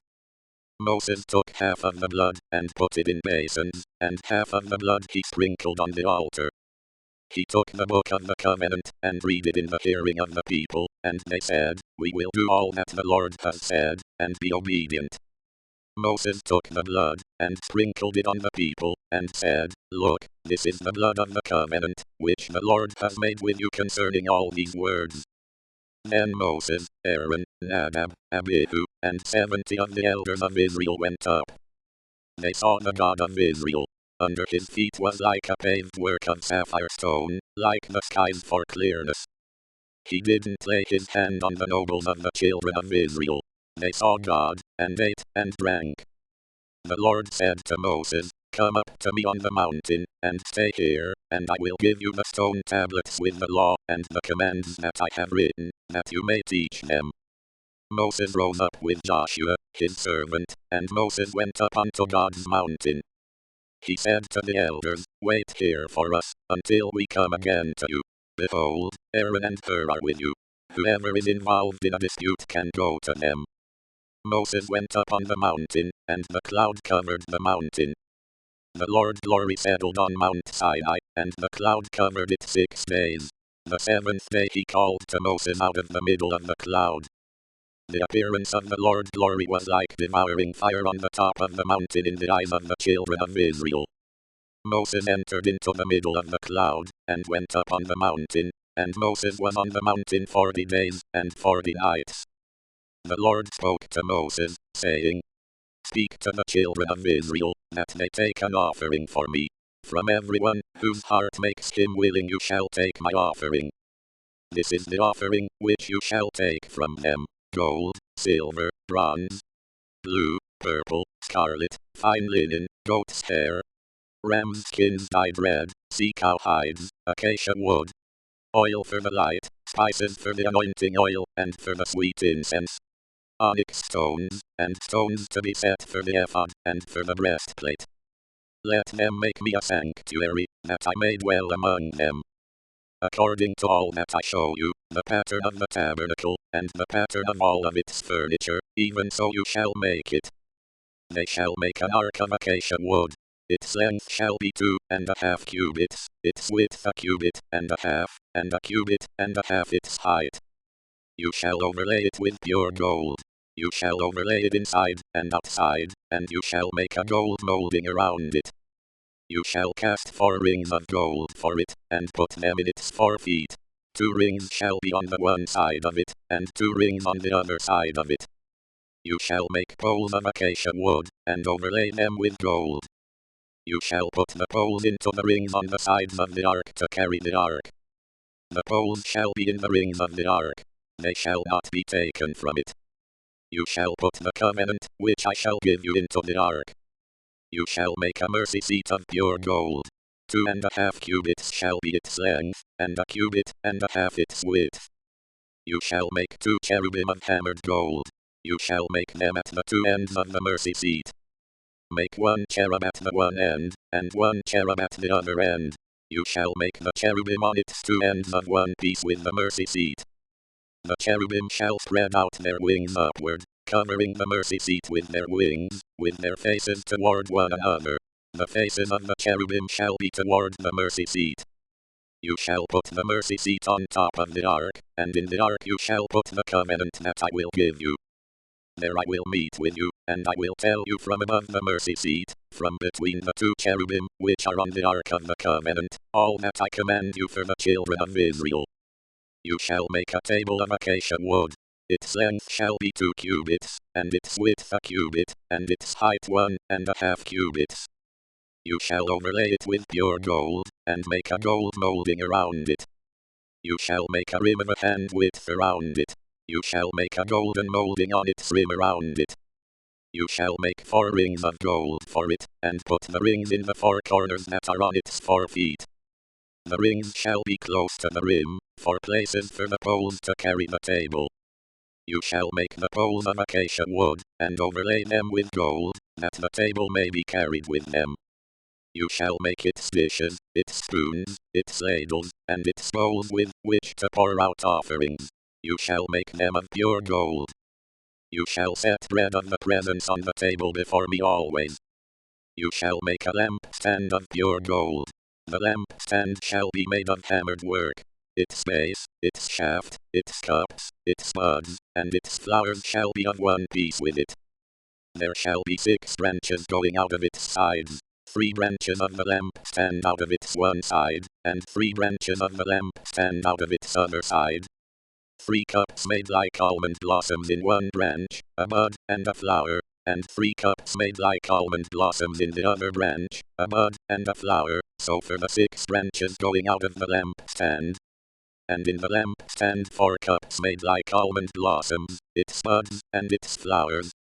And a bud under 2 branches of one piece with it, and a bud under 2 branches of one piece with it, and a bud under 2 branches of one piece with it, for the 6 branches going out of the lampstand. Their buds and their branches shall be of one piece with it, all of it one beaten work of pure gold. You shall make its lamps 7, and they shall light its lamps to give light to the space in front of it. Its stuffers and its stuff dishes shall be of pure gold. It shall be made of a talent of pure gold, with all these accessories. See that you make them after their pattern, which has been shown to you on the mountain. Moreover, you shall make the tabernacle with 10 curtains of fine twined linen, and blue, and purple, and scarlet, with cherubim. You shall make them with the work of a skillful workman. The length of each curtain shall be 28 cubits, and the width of each curtain 4 cubits. All the curtains shall have one measure. 5 curtains shall be coupled together to one another, and the other 5 curtains shall be coupled to one another. You shall make loops of blue on the edge of the one curtain from the edge in the coupling, and you shall do likewise on the edge of the curtain that is outermost in the second coupling. You shall make 50 loops in the one curtain, and you shall make 50 loops in the edge of the curtain that is in the second coupling. The loops shall be opposite one another. You shall make 50 clasps of gold, and couple the curtains to one another with the clasps. The tabernacle shall be a unit. You shall make curtains of goat's hair for a covering over the tabernacle. You shall make 11 curtains. The length of each curtain shall be 30 cubits, and the width of each curtain 4 cubits. The 11 curtains shall have one measure. You shall couple 5 curtains by themselves, and 6 curtains by themselves, and shall double over the 6th curtain in the forefront of the tent. You shall make 50 loops on the edge of the one curtain that is outermost in the coupling, and 50 loops on the edge of the curtain which is outermost in the second coupling. You shall make 50 clasps of bronze, and put the clasps into the loops, and couple the tent together, that it may be one. The overhanging part that remains of the curtains of the tent, the half curtain that remains, shall hang over the back of the tabernacle. The cubit on the one side, and the cubit on the other side, of that which remains in the length of the curtains of the tent, shall hang over the sides of the tabernacle on this side, and on that side, to cover it. You shall make a covering for the tent of ram's skins dyed red, and a covering of sea cow hides above. You shall make the boards for the tabernacle of acacia wood, standing upright. 10 cubits shall be the length of a board, and 1.5 cubits the width of each board. There shall be 2 tenons in each board, joined to one another. Thus you shall make for all the boards of the tabernacle. You shall make 20 boards for the tabernacle, for the south side southward. You shall make 40 sockets of silver under the 20 boards, 2 sockets under one board for its 2 tenons, and 2 sockets under another board for its 2 tenons. For the second side of the tabernacle, on the north side, 20 boards, and their 40 sockets of silver, 2 sockets under one board, and 2 sockets under another board. For the far side of the tabernacle westward you shall make 6 boards. You shall make 2 boards for the corners of the tabernacle in the far side. They shall be double beneath, and in the same way they shall be whole to its top to one ring. Thus shall it be for them both. They shall be for the 2 corners. there shall be 8 boards, and their sockets of silver, 16 sockets, 2 sockets under one board, and 2 sockets under another board. You shall make bars of acacia wood, 5 for the boards on the one side of the tabernacle, and 5 bars for the boards on the other side of the tabernacle, and 5 bars for the boards on the side of the tabernacle, for the far side westward. The middle bar in the middle of the boards shall pass through from end to end. You shall overlay the boards with gold, and make their rings of gold for places for the bars. You shall overlay the bars with gold. You shall set up the tabernacle according to the way that it was shown to you on the mountain. You shall make a veil of blue, and purple, and scarlet, and fine twined linen, with cherubim. It shall be the work of a skillful workman. You shall hang it on 4 pillars of acacia overlaid with gold. Their hooks shall be of gold, on 4 sockets of silver. You shall hang up the veil under the clasps, and shall bring the ark of the covenant in there within the veil. The veil shall separate the holy place from the most holy for you. You shall put the mercy seat on the ark of the covenant in the most holy place. You shall set the table outside the veil, and the lampstand opposite the table on the side of the tabernacle toward the south. You shall put the table on the north side. You shall make a screen for the door of the tent, of blue, and purple, and scarlet, and fine twined linen, the work of the embroiderer. You shall make for the screen 5 pillars of acacia, and overlay them with gold. Their hooks shall be of gold. You shall cast 5 sockets of bronze for them. You shall make the altar of acacia wood, 5 cubits long, and 5 cubits wide. The altar shall be square. Its height shall be 3 cubits. You shall make its horns on its 4 corners. Its horns shall be of one piece with it. You shall overlay it with bronze. You shall make its pots to take away its ashes, and its shovels, its basins, its meat hooks, and its fire pans. You shall make all its vessels of bronze. You shall make a grating for it of network of bronze. On the net you shall make 4 bronze rings in its 4 corners. You shall put it under the ledge around the altar beneath, that the net may reach halfway up the altar. You shall make poles for the altar, poles of acacia wood, and overlay them with bronze. Its poles shall be put into the rings, and the poles shall be on the 2 sides of the altar when carrying it. You shall make it hollow with planks. They shall make it as it has been shown you on the mountain. You shall make the court of the tabernacle. For the south side southward there shall be hangings for the court of fine twined linen 100 cubits long for one side. Its pillars shall be 20, and their sockets 20, of bronze. The hooks of the pillars and their fillets shall be of silver. Likewise for the length of the north side, there shall be hangings 100 cubits long, and its pillars 20, and their sockets 20, of bronze. The hooks of the pillars, and their fillets, of silver. For the width of the court on the west side shall be hangings of 50 cubits, their pillars 10, and their sockets 10. The width of the court on the east side eastward shall be 50 cubits. The hangings for the one side of the gate shall be 15 cubits, their pillars 3, and their sockets 3. For the other side shall be hangings of 15 cubits, their pillars 3, and their sockets 3. For the gate of the court shall be a screen of 20 cubits, of blue, and purple, and scarlet, and fine twined linen, the work of the embroiderer, their pillars 4, and their sockets 4. All the pillars of the court around shall be filleted with silver, their hooks of silver, and their sockets of bronze. The length of the court shall be 100 cubits, and the width 50 throughout, and the height 5 cubits, of fine twined linen, and their sockets of bronze. All the instruments of the tabernacle in all its service, and all its pins, and all the pins of the court, shall be of bronze. You shall command the children of Israel, that they bring to you pure olive oil beaten for the light, to cause a lamp to burn continually. In the tent of meeting, outside the veil, which is before the covenant, Aaron and his sons shall keep it in order from evening to morning before the Lord. It shall be a statute forever throughout their generations on the behalf of the children of Israel. Bring Aaron your brother, and his sons with him, near to you from among the children of Israel, that he may minister to me in the priest's office. Aaron, with Nadab, Abihu, Eleazar, and Ithamar, Aaron's sons. You shall make holy garments for Aaron your brother, for glory and for beauty.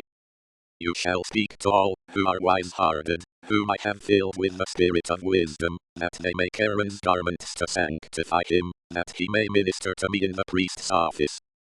These are the garments which they shall make: a breastplate, an ephod, a robe, a fitted tunic, a turban, and a sash.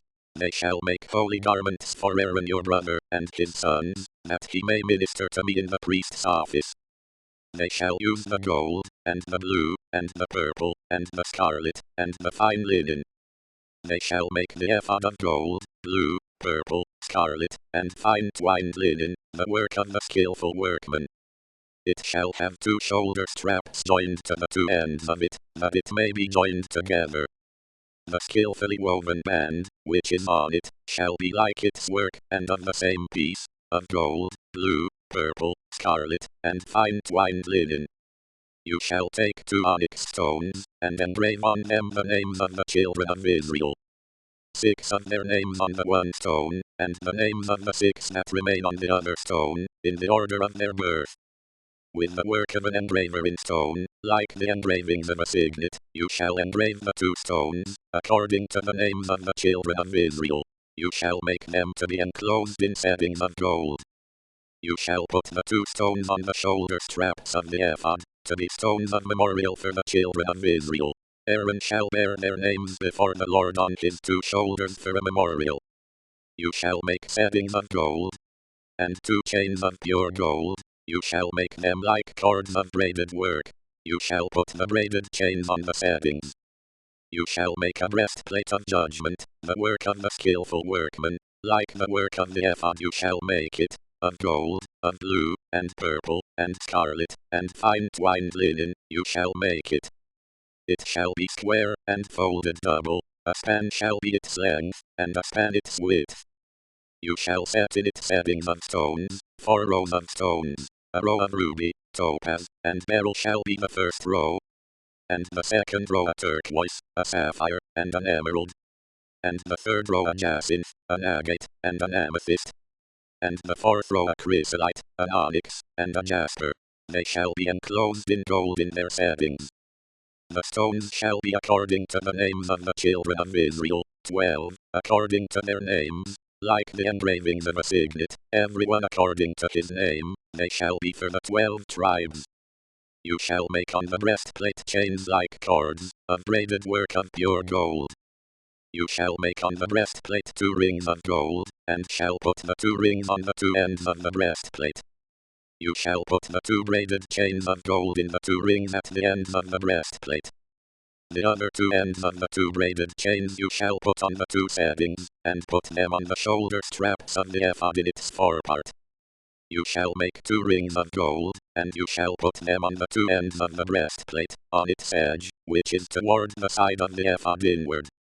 You shall make 2 rings of gold, and shall put them on the 2 shoulder straps of the ephod underneath, in its forepart, close by its coupling, above the skillfully woven band of the ephod.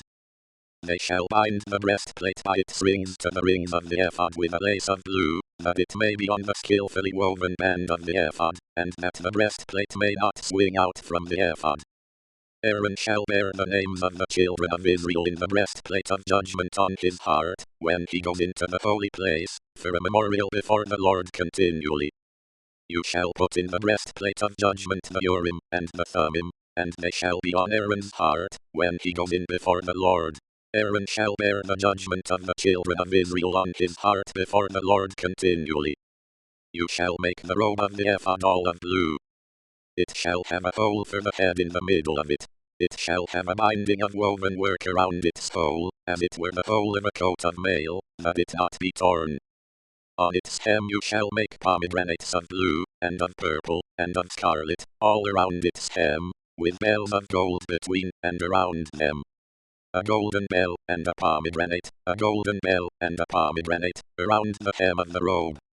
It shall be on Aaron to minister, and its sound shall be heard when he goes into the holy place before the Lord, and when he comes out, that he not die. You shall make a plate of pure gold, and engrave on it, like the engravings of a signet, holy to the Lord. You shall put it on a lace of blue, and it shall be on the sash. It shall be on the front of the sash. It shall be on Aaron's forehead, and Aaron shall bear the iniquity of the holy things, which the children of Israel shall make holy in all their holy gifts, and it shall be always on his forehead, that they may be accepted before the Lord. You shall weave the tunic with fine linen. You shall make a turban of fine linen. You shall make a sash, the work of the embroiderer. You shall make tunics for Aaron's sons. You shall make sashes for them. You shall make headbands for them, for glory and for beauty. You shall put them on Aaron your brother, and on his sons with him, and shall anoint them, and consecrate them, and sanctify them, that they may minister to me in the priest's office. You shall make them linen pants to cover their naked flesh. They shall reach from the waist even to the thighs. They shall be on Aaron and on his sons, when they go into the tent of meeting, or when they come near to the altar to minister in the holy place, that they don't bear iniquity, and die. This shall be a statute forever to him, and to his offspring after him. This is the thing that you shall do to them to make them holy, to minister to me in the priest's office. Take 1 young bull, and 2 rams without defect. Unleavened bread, unleavened cakes mixed with oil, and unleavened wafers anointed with oil. You shall make them of fine wheat flour. You shall put them into 1 basket, and bring them in the basket, with the bull and the 2 rams. You shall bring Aaron and his sons to the door of the tent of meeting, and shall wash them with water. You shall take the garments, and put on Aaron the tunic, the robe of the ephod, and the breastplate, and clothe him with the skillfully woven band of the ephod. You shall set the turban on his head, and put the holy crown on the turban. Then you shall take the anointing oil, and pour it on his head, and anoint him. You shall bring his sons, and put tunics on them. You shall clothe them with belts, Aaron and his sons, and bind headbands on them. They shall have the priesthood by a perpetual statute. You shall consecrate Aaron and his sons. You shall bring the bull before the tent of meeting, and Aaron and his sons shall lay their hands on the head of the bull. You shall kill the bull before the Lord at the door of the tent of meeting. You shall take of the blood of the bull, and put it on the horns of the altar with your finger, and you shall pour out all the blood at the base of the altar. You shall take all the fat that covers the innards, the cover of the liver, the 2 kidneys, and the fat that is on them, and burn them on the altar. But the meat of the bull, and its skin, and its dung, you shall burn with fire outside of the camp. It is a sin offering. You shall also take the 1 ram, and Aaron and his sons shall lay their hands on the head of the ram. You shall kill the ram, and you shall take its blood, and sprinkle it around on the altar. You shall cut the ram into its pieces, and wash its innards, and its legs, and put them with its pieces, and with its head.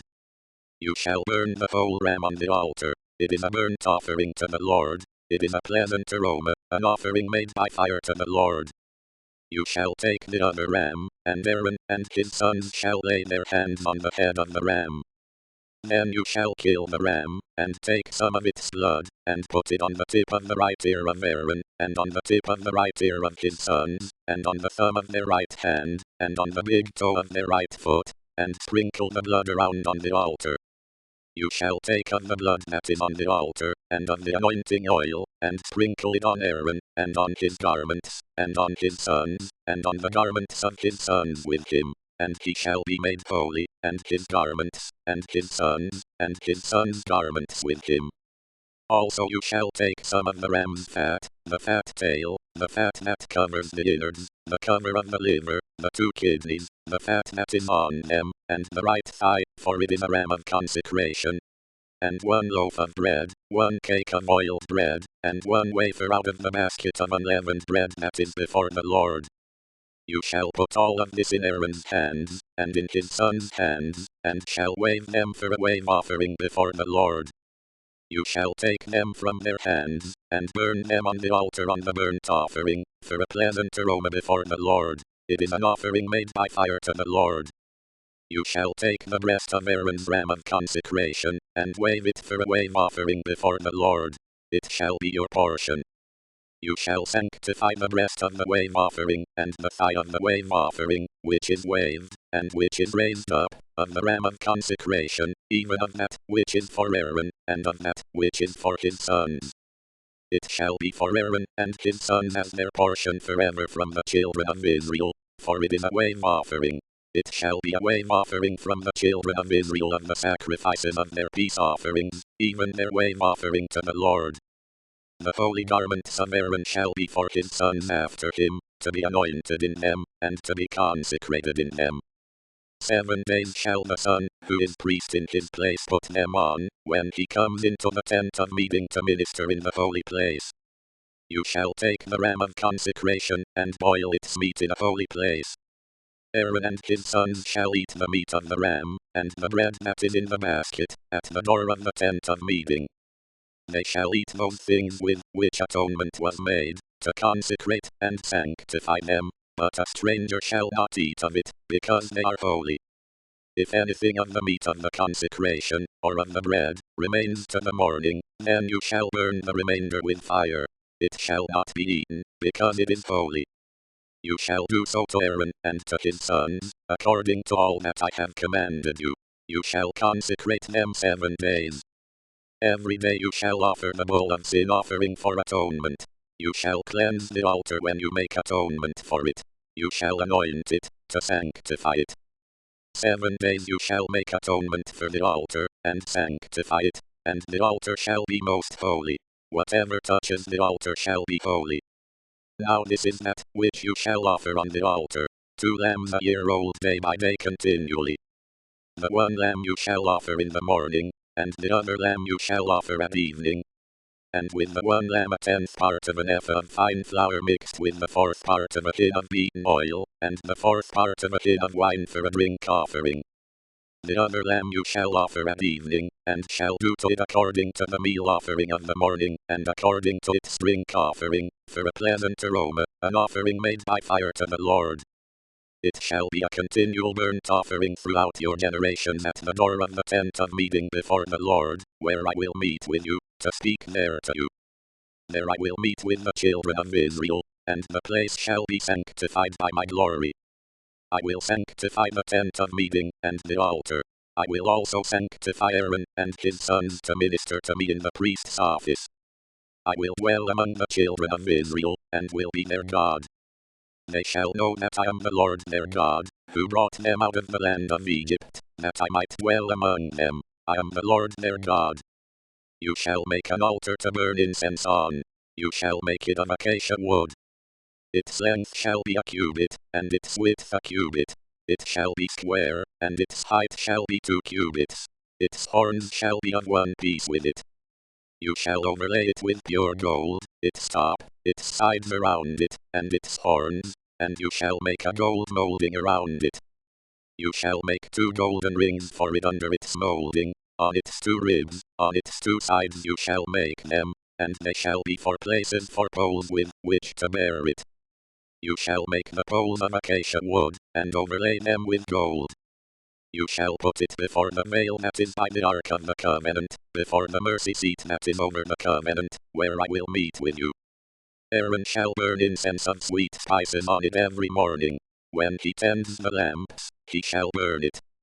When Aaron lights the lamps at evening, he shall burn it, a perpetual incense before the Lord throughout your generations. You shall offer no strange incense on it, nor burnt offering, nor meal offering, and you shall pour no drink offering on it. Aaron shall make atonement on its horns once in the year, with the blood of the sin offering of atonement. Once in the year he shall make atonement for it throughout your generations.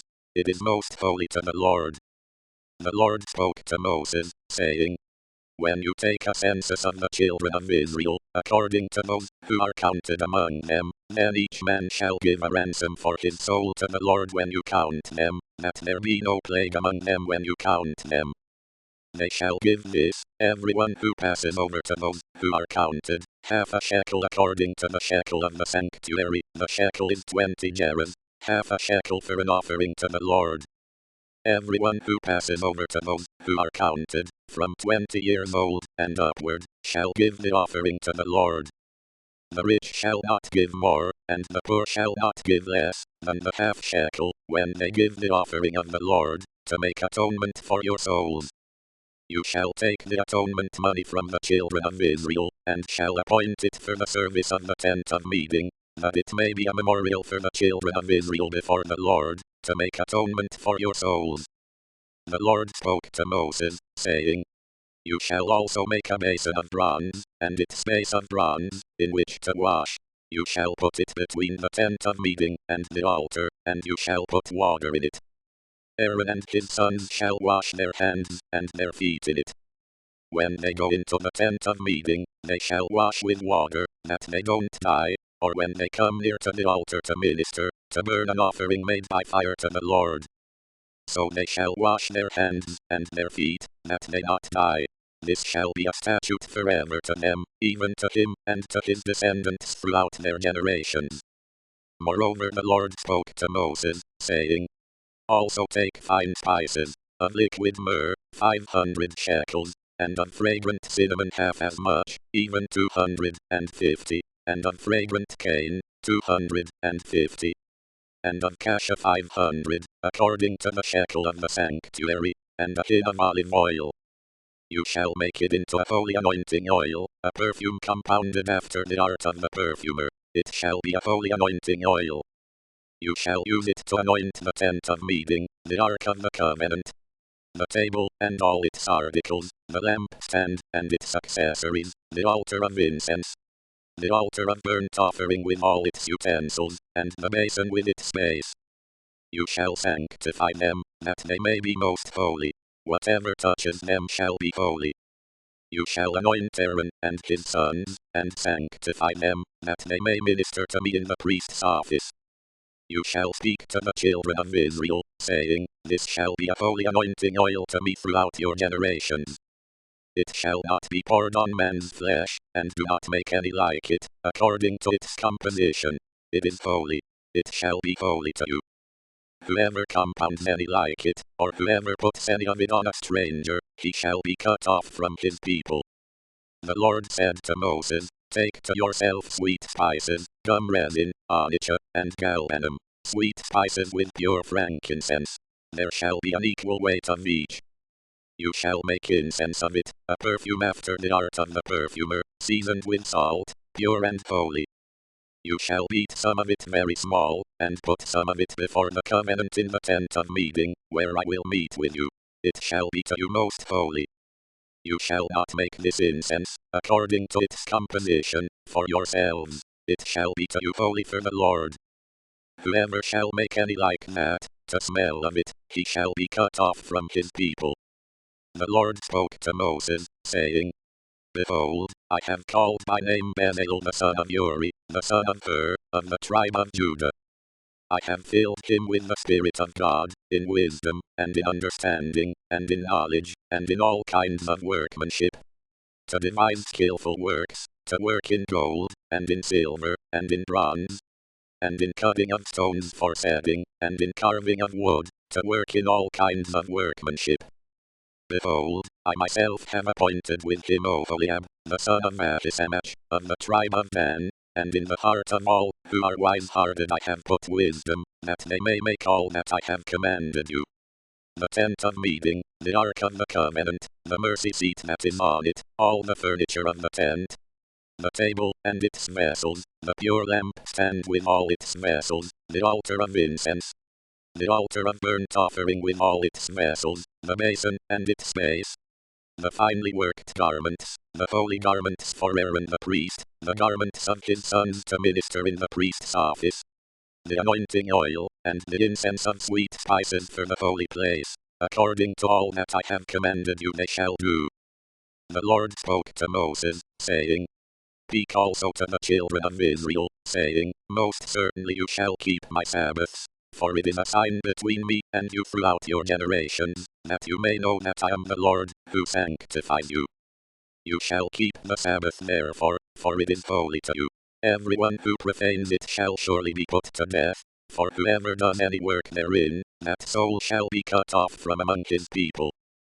6 days shall work be done, but on the 7th day is a Sabbath of solemn rest, holy to the Lord. Whoever does any work on the Sabbath day shall surely be put to death. Therefore the children of Israel shall keep the Sabbath, to observe the Sabbath throughout their generations, for a perpetual covenant. It is a sign between me and the children of Israel forever, for in 6 days the Lord made heaven and earth, and on the 7th day he rested, and was refreshed. When he finished speaking with him on Mount Sinai, he gave Moses the 2 tablets of the covenant, stone tablets, written with God's finger. When the people saw that Moses delayed coming down from the mountain, the people gathered themselves together to Aaron, and said to him, "Come, make us gods, which shall go before us. For as for this Moses, the man who brought us up out of the land of Egypt, we don't know what has become of him." Aaron said to them, "Take off the golden rings, which are in the ears of your wives, of your sons, and of your daughters, and bring them to me." All the people took off the golden rings, which were in their ears, and brought them to Aaron. He received what they handed him, fashioned it with an engraving tool, and made it a molded calf. Then they said, "These are your gods, Israel, which brought you up out of the land of Egypt." When Aaron saw this, he built an altar before it, and Aaron made a proclamation, and said, "Tomorrow shall be a feast to the Lord." They rose up early on the next day, and offered burnt offerings, and brought peace offerings, and the people sat down to eat and to drink, and rose up to play. The Lord spoke to Moses, "Go, get down, for your people, whom you brought up out of the land of Egypt, have corrupted themselves. They have turned away quickly out of the way which I commanded them.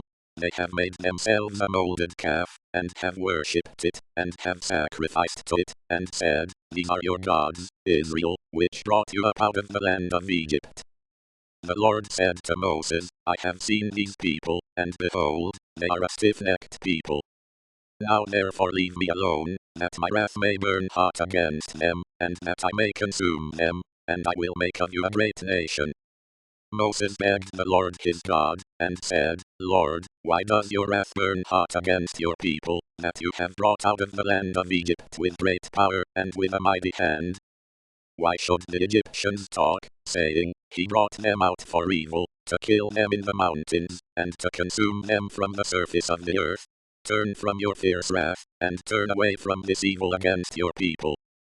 Remember Abraham, Isaac, and Israel, your servants, to whom you swore by your own self, and said to them, I will multiply your offspring as the stars of the sky, and all this land that I have spoken of I will give to your offspring, and they shall inherit it forever.' So the Lord turned away from the evil which he said he would do to his people. Moses turned, and went down from the mountain, with the 2 tablets of the covenant in his hand, tablets that were written on both their sides. They were written on one side, and on the other. The tablets were the work of God, and the writing was the writing of God, engraved on the tablets. When Joshua heard the noise of the people as they shouted, he said to Moses, There is the noise of war in the camp. He said, It isn't the voice of those who shout for victory. It is not the voice of those who cry for being overcome, but the noise of those who sing that I hear. As soon as he came near to the camp, he saw the calf and the dancing. Then Moses' anger grew hot, and he threw the tablets out of his hands, and broke them beneath the mountain. He took the calf which they had made, and burned it with fire, ground it to powder, and scattered it on the water, and made the children of Israel drink it. Moses said to Aaron, What did these people do to you, that you have brought a great sin on them? Aaron said, Don't let the anger of my Lord grow hot. You know the people, that they are set on evil. For they said to me, Make us gods, which shall go before us. As for this Moses, the man who brought us up out of the land of Egypt, we don't know what has become of him. I said to them, Whoever has any gold, let them take it off. So they gave it to me, and I threw it into the fire, and out came this calf. When Moses saw that the people were out of control, for Aaron had let them lose control, causing derision among their enemies, then Moses stood in the gate of the camp, and said, Whoever is on the Lord's side, come to me. All the sons of Levi gathered themselves together to him. He said to them, The Lord, the God of Israel, says, every man put his sword on his thigh, and go back and forth from gate to gate throughout the camp, and every man kill his brother, and every man his companion, and every man his neighbor. The sons of Levi did according to the word of Moses. About 3,000 men fell of the people that day.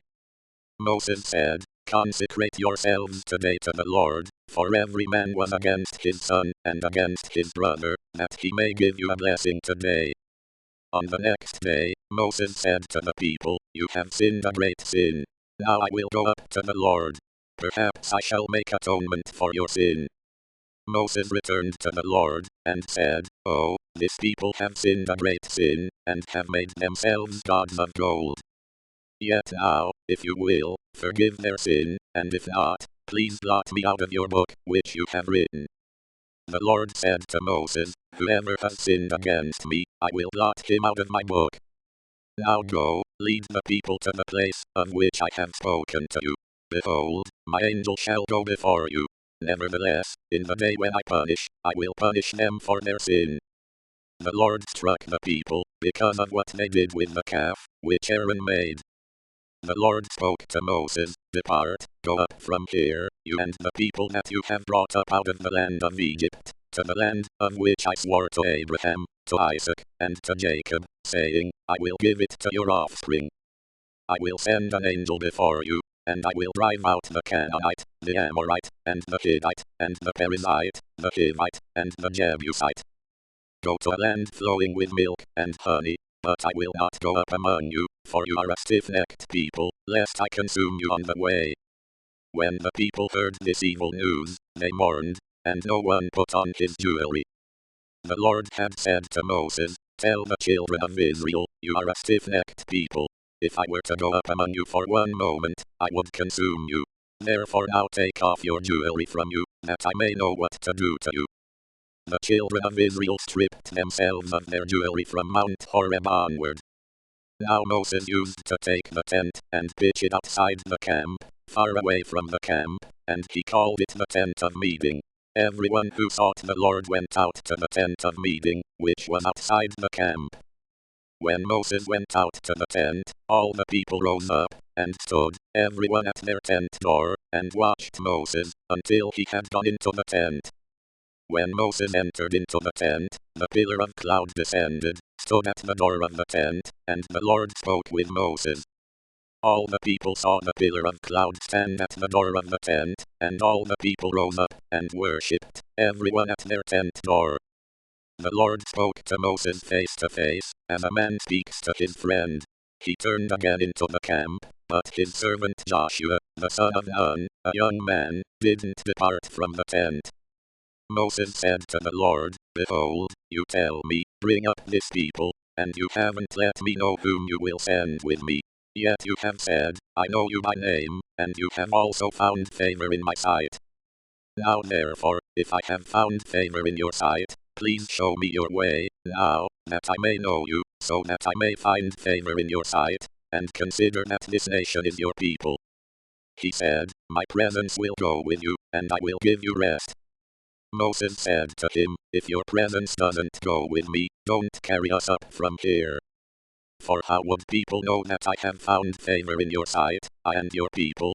Isn't it that you go with us, so that we are separated, I and your people, from all the people who are on the surface of the earth?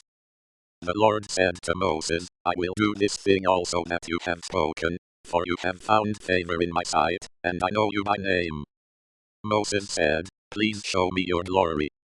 He said, I will make all my goodness pass before you, and will proclaim the Lord's name before you. I will be gracious to whom I will be gracious, and will show mercy on whom I will show mercy. He said, you cannot see my face, for man may not see me and live. The Lord also said, behold, there is a place by me, and you shall stand on the rock. It will happen, while my glory passes by, that I will put you in a cleft of the rock, and will cover you with my hand until I have passed by. Then I will take away my hand, and you will see my back, but my face shall not be seen. The Lord said to Moses, chisel 2 stone tablets like the first. I will write on the tablets the words that were on the first tablets, which you broke. Be ready by the morning, and come up in the morning to Mount Sinai, and present yourself there to me on the top of the mountain. No one shall come up with you, or be seen anywhere on the mountain. Do not let the flocks or herds graze in front of that mountain. He chiseled 2 tablets of stone like the first. Then Moses rose up early in the morning, and went up to Mount Sinai, as the Lord had commanded him, and took in his hand 2 stone tablets. The Lord descended in the cloud, and stood with him there, and proclaimed the Lord's name.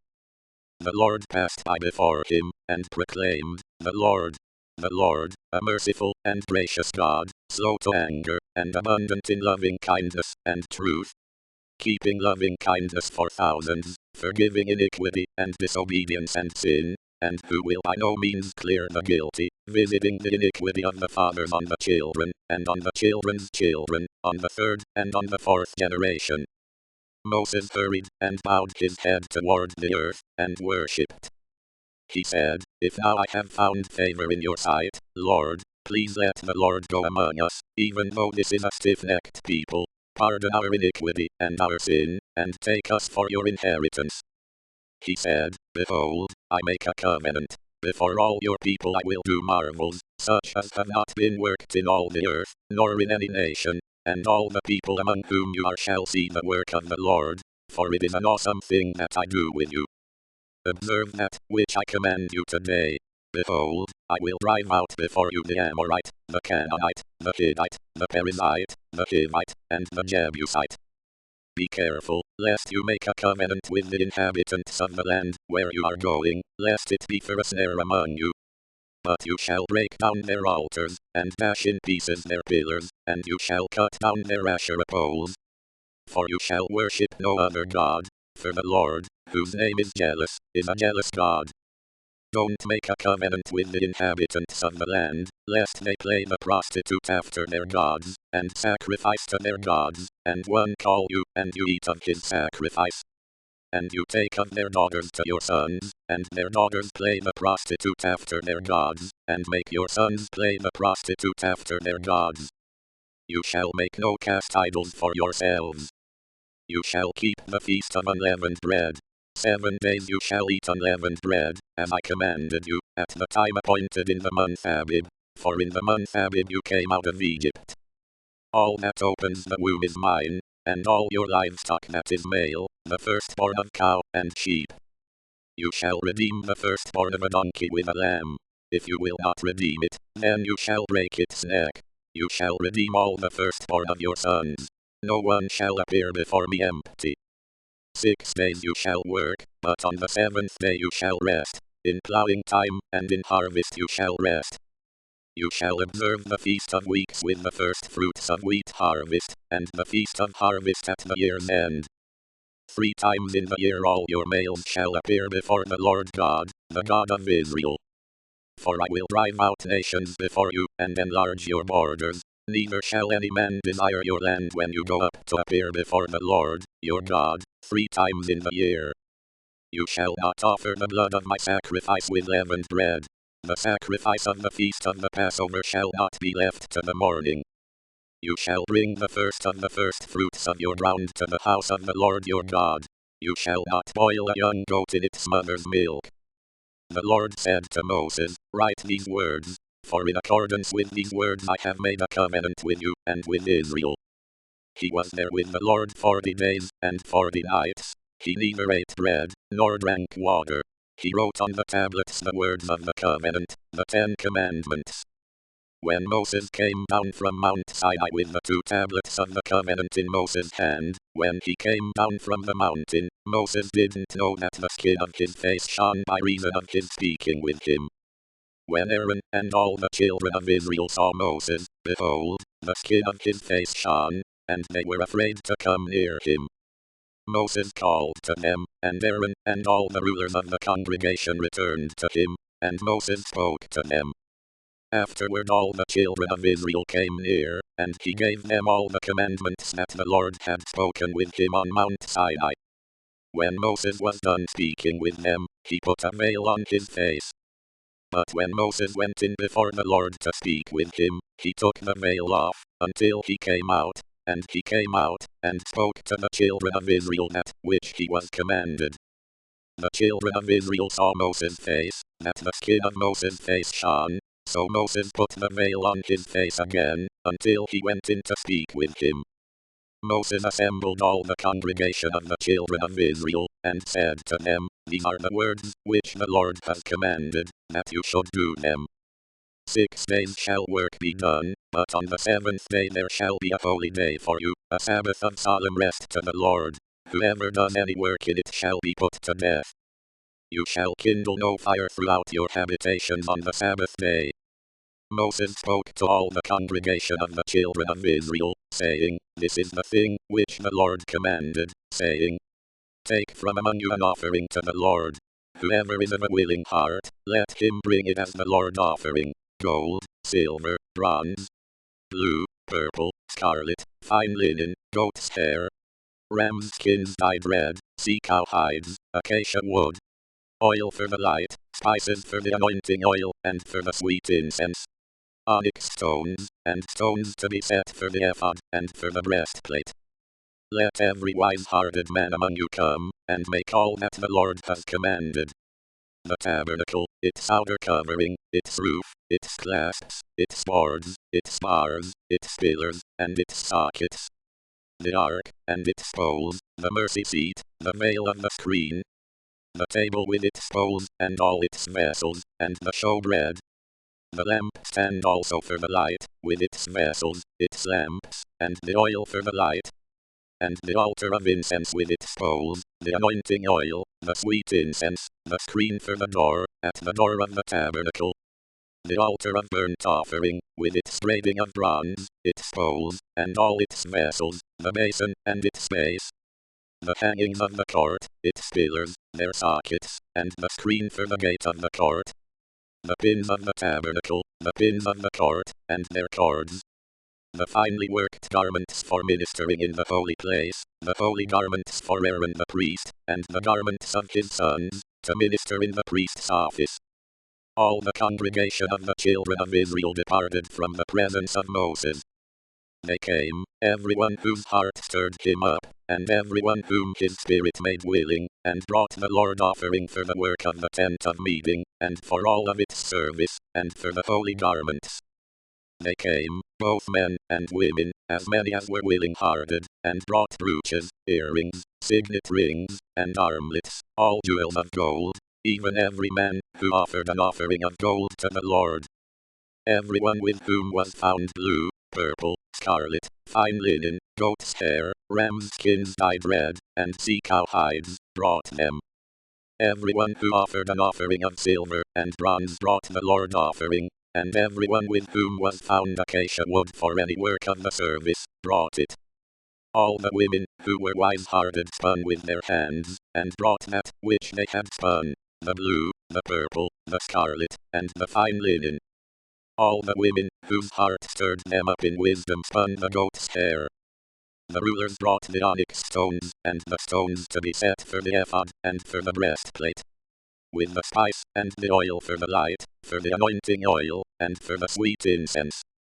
The children of Israel brought a freewill offering to the Lord, every man and woman whose heart made them willing to bring for all the work, which the Lord had commanded to be made by Moses. Moses said to the children of Israel, Behold, the Lord has called by name Bezalel the son of Uri, the son of Hur, of the tribe of Judah. He has filled him with the Spirit of God, in wisdom, in understanding, in knowledge, and in all kinds of workmanship. And to make skillful works, to work in gold, in silver, in bronze, in cutting of stones for setting, and in carving of wood, to work in all kinds of skillful workmanship. He has put in his heart that he may teach, both he and Oholiab, the son of Ahisamach, of the tribe of Dan. He has filled them with wisdom of heart to work all kinds of workmanship, of the engraver, of the skillful workman, and of the embroiderer, in blue, in purple, in scarlet, and in fine linen, and of the weaver, even of those who do any workmanship, and of those who make skillful works. Bezalel and Oholiab shall work with every wise-hearted man, in whom the Lord has put wisdom and understanding to know how to do all the work for the service of the sanctuary, according to all that the Lord has commanded. Moses called Bezalel and Oholiab, and every wise-hearted man, in whose heart the Lord had put wisdom, even everyone whose heart stirred him up to come to the work to do it. They received from Moses all the offering which the children of Israel had brought for the work of the service of the sanctuary, with which to make it.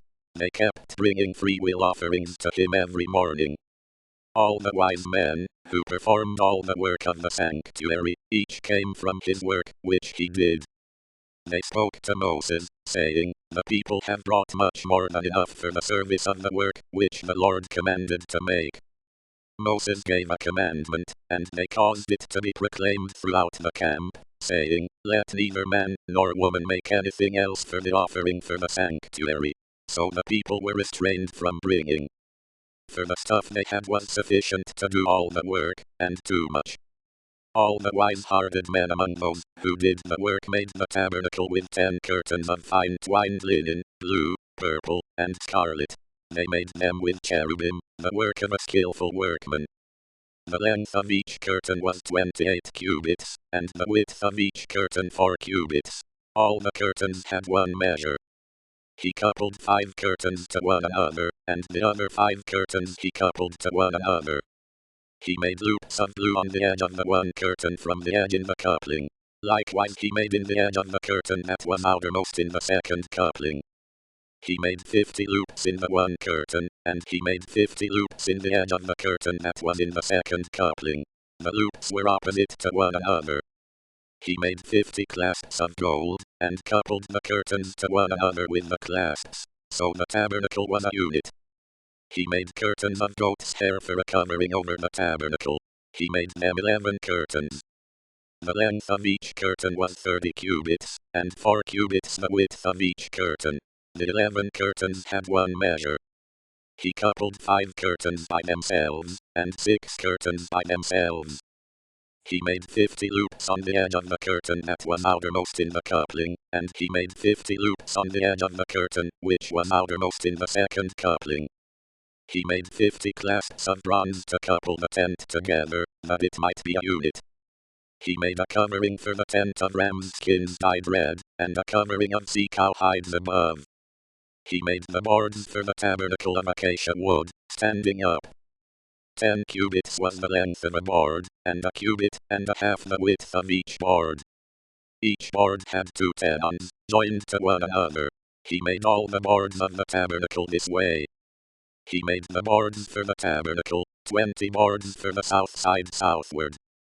He made 40 sockets of silver under the 20 boards, 2 sockets under one board for its 2 tenons, and 2 sockets under another board for its 2 tenons. For the second side of the tabernacle, on the north side, he made 20 boards. And their 40 sockets of silver, 2 sockets under one board, and 2 sockets under another board. For the far part of the tabernacle westward he made 6 boards. He made 2 boards for the corners of the tabernacle in the far part. They were double beneath, and in the same way they were all the way to its top to one ring.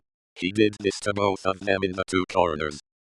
There were 8 boards, and their sockets of silver, 16 sockets, under every board 2 sockets. He made bars of acacia wood, 5 for the boards of the one side of the tabernacle, and 5 bars for the boards of the other side of the tabernacle, and 5 bars for the boards of the tabernacle for the hinder part westward. He made the middle bar to pass through in the middle of the boards from the one end to the other. He overlaid the boards with gold, and made their rings of gold as places for the bars, and overlaid the bars with gold. He made the veil of blue, purple, scarlet, and fine twined linen, with cherubim. He made it the work of a skillful workman. He made 4 pillars of acacia for it, and overlaid them with gold. Their hooks were of gold. He cast 4 sockets of silver for them.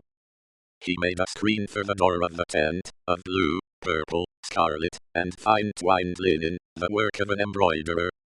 And the 5 pillars of it with their hooks. He overlaid their capitals and their fillets with gold, and their 5 sockets were of bronze. Bezalel made the ark of acacia wood. Its length was 2.5 cubits, and its width a cubit and a half, and a cubit and a half its height. He overlaid it with pure gold inside and outside, and made a molding of gold for it around it. He cast 4 rings of gold for it in its 4 feet, 2 rings on its one side, and 2 rings on its other side. He made poles of acacia wood, and overlaid them with gold. He put the poles into the rings on the sides of the ark, to bear the ark. He made a mercy seat of pure gold. Its length was 2.5 cubits, and a cubit and a half its width. He made 2 cherubim of gold.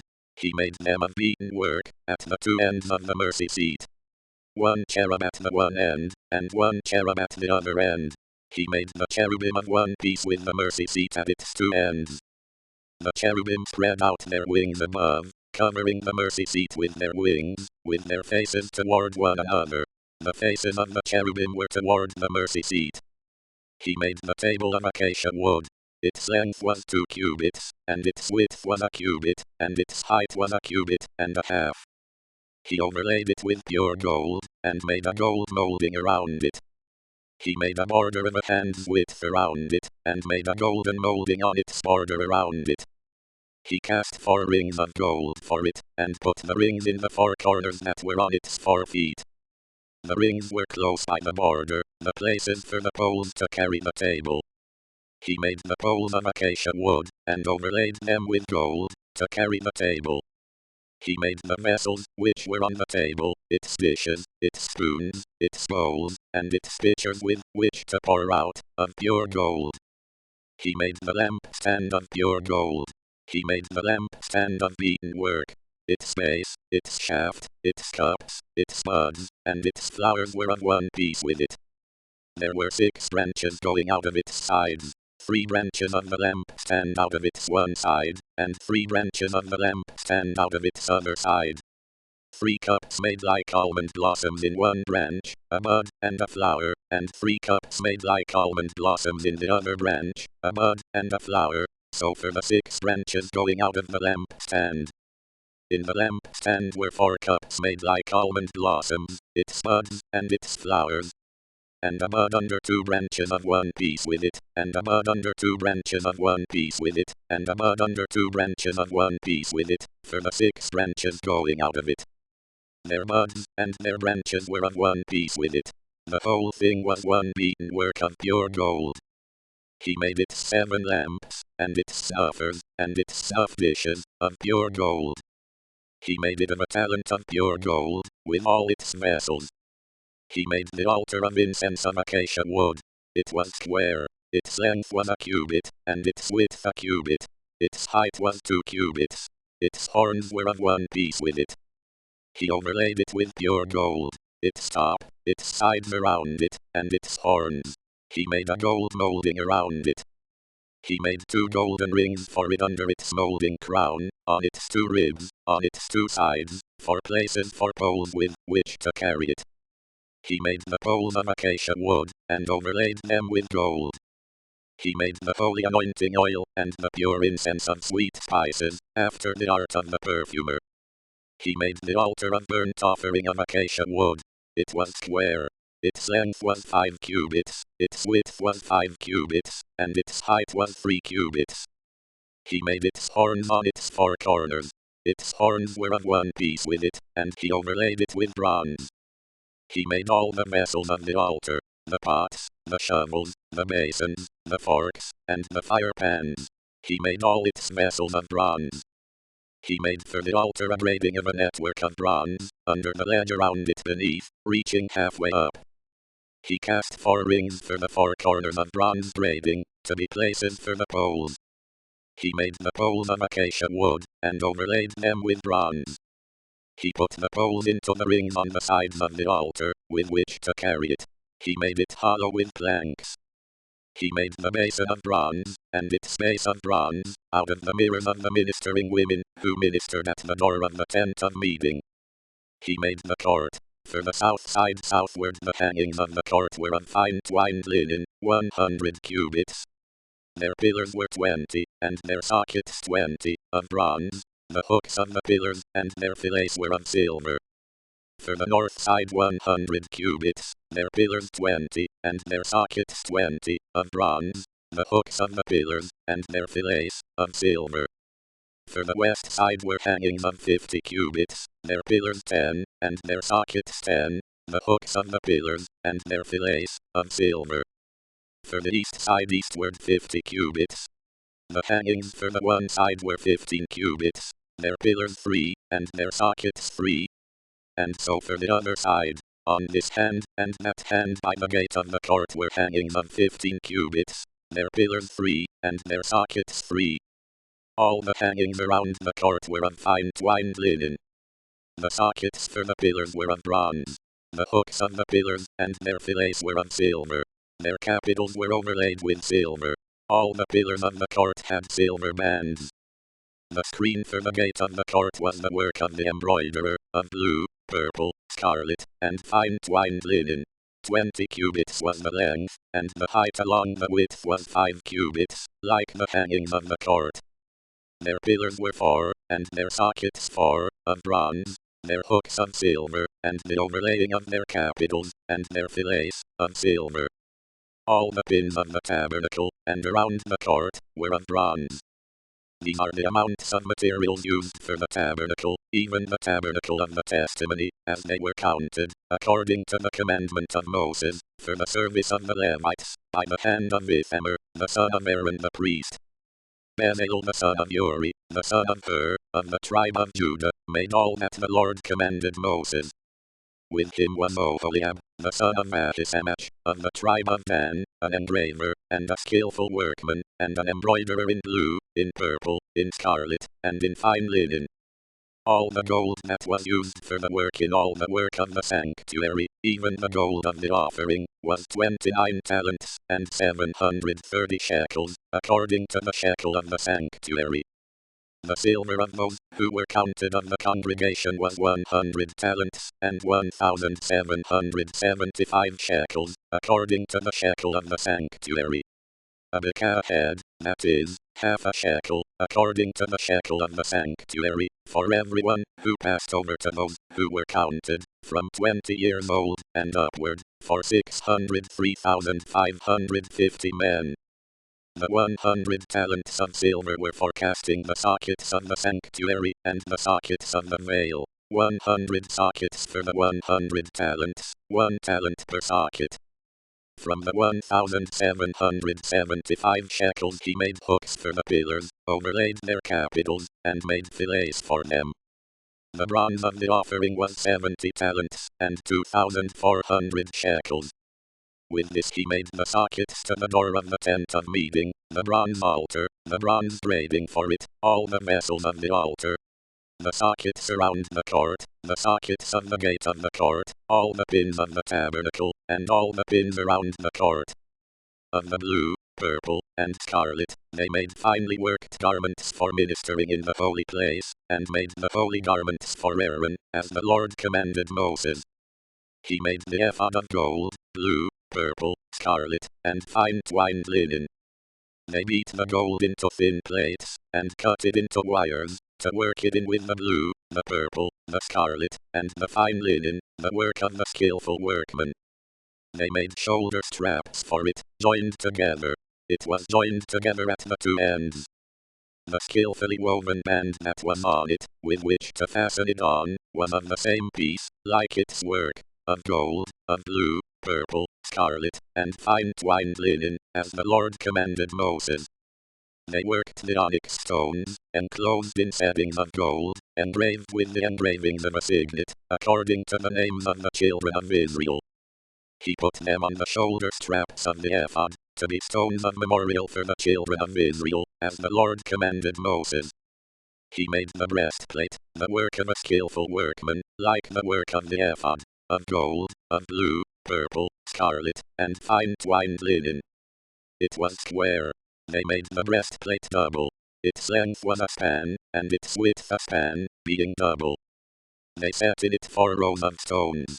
A row of ruby, topaz, and beryl was the first row, and the second row, a turquoise, a sapphire, and an emerald.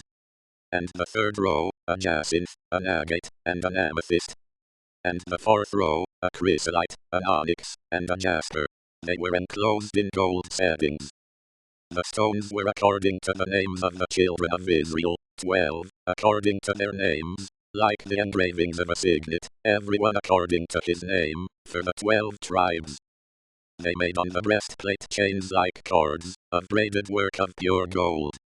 They made 2 settings of gold, and 2 gold rings, and put the 2 rings on the 2 ends of the breastplate. They put the 2 braided chains of gold in the 2 rings at the ends of the breastplate. The other 2 ends of the 2 braided chains they put on the 2 settings, and put them on the shoulder straps of the ephod, in its front. They made 2 rings of gold, and put them on the 2 ends of the breastplate, on its edge, which was toward the side of the ephod inward. They made 2 more rings of gold, and put them on the 2 shoulder straps of the ephod underneath, in its front, close by its coupling, above the skillfully woven band of the ephod. They bound the breastplate by its rings to the rings of the ephod with a lace of blue, that it might be on the skillfully woven band of the ephod, and that the breastplate might not come loose from the ephod, as the Lord commanded Moses. He made the robe of the ephod of woven work, all of blue. The opening of the robe in the middle of it was like the opening of a coat of mail, with a binding around its opening, that it should not be torn. They made on the skirts of the robe pomegranates of blue, purple, scarlet, and twined linen. They made bells of pure gold, and put the bells between the pomegranates around the skirts of the robe, between the pomegranates. A bell and a pomegranate, a bell and a pomegranate, around the skirts of the robe, to minister in, as the Lord commanded Moses. They made the tunics of fine linen of woven work for Aaron and for his sons. The turban of fine linen, the linen headbands of fine linen, the linen trousers of fine twined linen, the sash of fine twined linen, blue, purple, and scarlet, the work of the embroiderer, as the Lord commanded Moses. They made the plate of the holy crown of pure gold, and wrote on it an inscription, like the engravings of a signet, holy to the Lord. They tied to it a lace of blue, to fasten it on the turban above, as the Lord commanded Moses. Thus all the work of the tabernacle of the tent of meeting was finished. The children of Israel did according to all that the Lord commanded Moses, so they did. They brought the tabernacle to Moses, the tent, with all its furniture, its clasps, its boards, its bars, its pillars, its sockets. The covering of ram's skins dyed red, the covering of sea cow hides, the veil of the screen, the ark of the covenant with its poles, the mercy seat, the table, all its vessels, the showbread, the pure lampstand, its lamps, even the lamps to be set in order, all its vessels, the oil for the light, the golden altar, the anointing oil, the sweet incense, the screen for the door of the tent, the bronze altar, its braiding of bronze, its poles, all of its vessels, the basin and its base, the hangings of the court, its pillars, its sockets, the screen for the gate of the court, its cords, its pins, and all the instruments of the service of the tabernacle, for the tent of meeting, the finely worked garments for ministering in the holy place, the holy garments for Aaron the priest, and the garments of his sons, to minister in the priest's office. According to all that the Lord commanded Moses, so the children of Israel did all the work. Moses saw all the work, and behold, they had done it as the Lord had commanded. They had done so, and Moses blessed them. The Lord spoke to Moses, saying, On the first day of the first month you shall raise up the tabernacle of the tent of meeting. You shall put the ark of the covenant in it, and you shall screen the ark with the veil. You shall bring in the table, and set in order the things that are on it. You shall bring in the lampstand, and light its lamps. You shall set the golden altar for incense before the ark of the covenant, and put the screen of the door to the tabernacle.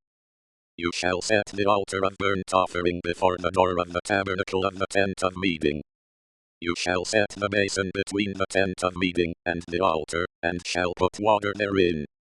You shall set up the court around it, and hang up the screen of the gate of the court. You shall take the anointing oil, and anoint the tabernacle, and all that is in it, and shall make it holy, and all its furniture, and it will be holy. You shall anoint the altar of burnt offering, with all its vessels, and sanctify the altar will be most holy. You shall anoint the basin and its base, and sanctify it. You shall bring Aaron and his sons to the door of the tent of meeting, and shall wash them with water. You shall put on Aaron the holy garments, and you shall anoint him, and sanctify him, that he may minister to me in the priest's office. You shall bring his sons, and put tunics on them. You shall anoint them, as you anointed their father, that they may minister to me in the priest's office. Their anointing shall be to them for an everlasting priesthood throughout their generations. Moses did so. According to all that the Lord commanded him, so he did.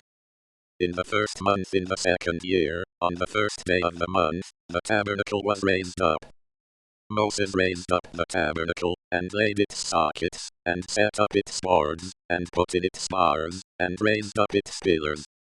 He spread the covering over the tent, and put the roof of the tabernacle above on it, as the Lord commanded Moses. He took and put the covenant into the ark, and set the poles on the ark, and put the mercy seat above on the ark. He brought the ark into the tabernacle, and set up the veil of the screen, and screened the ark of the covenant, as the Lord commanded Moses. He put the table in the tent of meeting, on the north side of the tabernacle, outside of the veil. He set the bread in order on it before the Lord, as the Lord commanded Moses. He put the lampstand in the tent of meeting, opposite the table, on the south side of the tabernacle. He lit the lamps before the Lord, as the Lord commanded Moses. He put the golden altar in the tent of meeting before the veil, and he burned incense of sweet spices on it, as the Lord commanded Moses. He put up the screen of the door to the tabernacle. He set the altar of burnt offering at the door of the tabernacle of the tent of meeting, and offered on it the burnt offering and the meal offering, as the Lord commanded Moses. He set the basin between the tent of meeting and the altar, and put water therein, with which to wash. Moses, Aaron, and his sons washed their hands and their feet there. When they went into the tent of meeting, and when they came near to the altar, they washed, as the Lord commanded Moses. He raised up the court around the tabernacle and the altar, and set up the screen of the gate of the court. So Moses finished the work. Then the cloud covered the tent of meeting, and the Lord's glory filled the tabernacle. Moses wasn't able to enter into the tent of meeting, because the cloud stayed on it, and the Lord's glory filled the tabernacle. When the cloud was taken up from over the tabernacle, the children of Israel went onward, throughout all their journeys.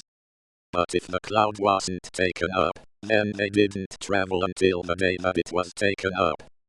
For the cloud of the Lord was on the tabernacle by day, and there was fire in the cloud by night, in the sight of all the house of Israel, throughout all their journeys.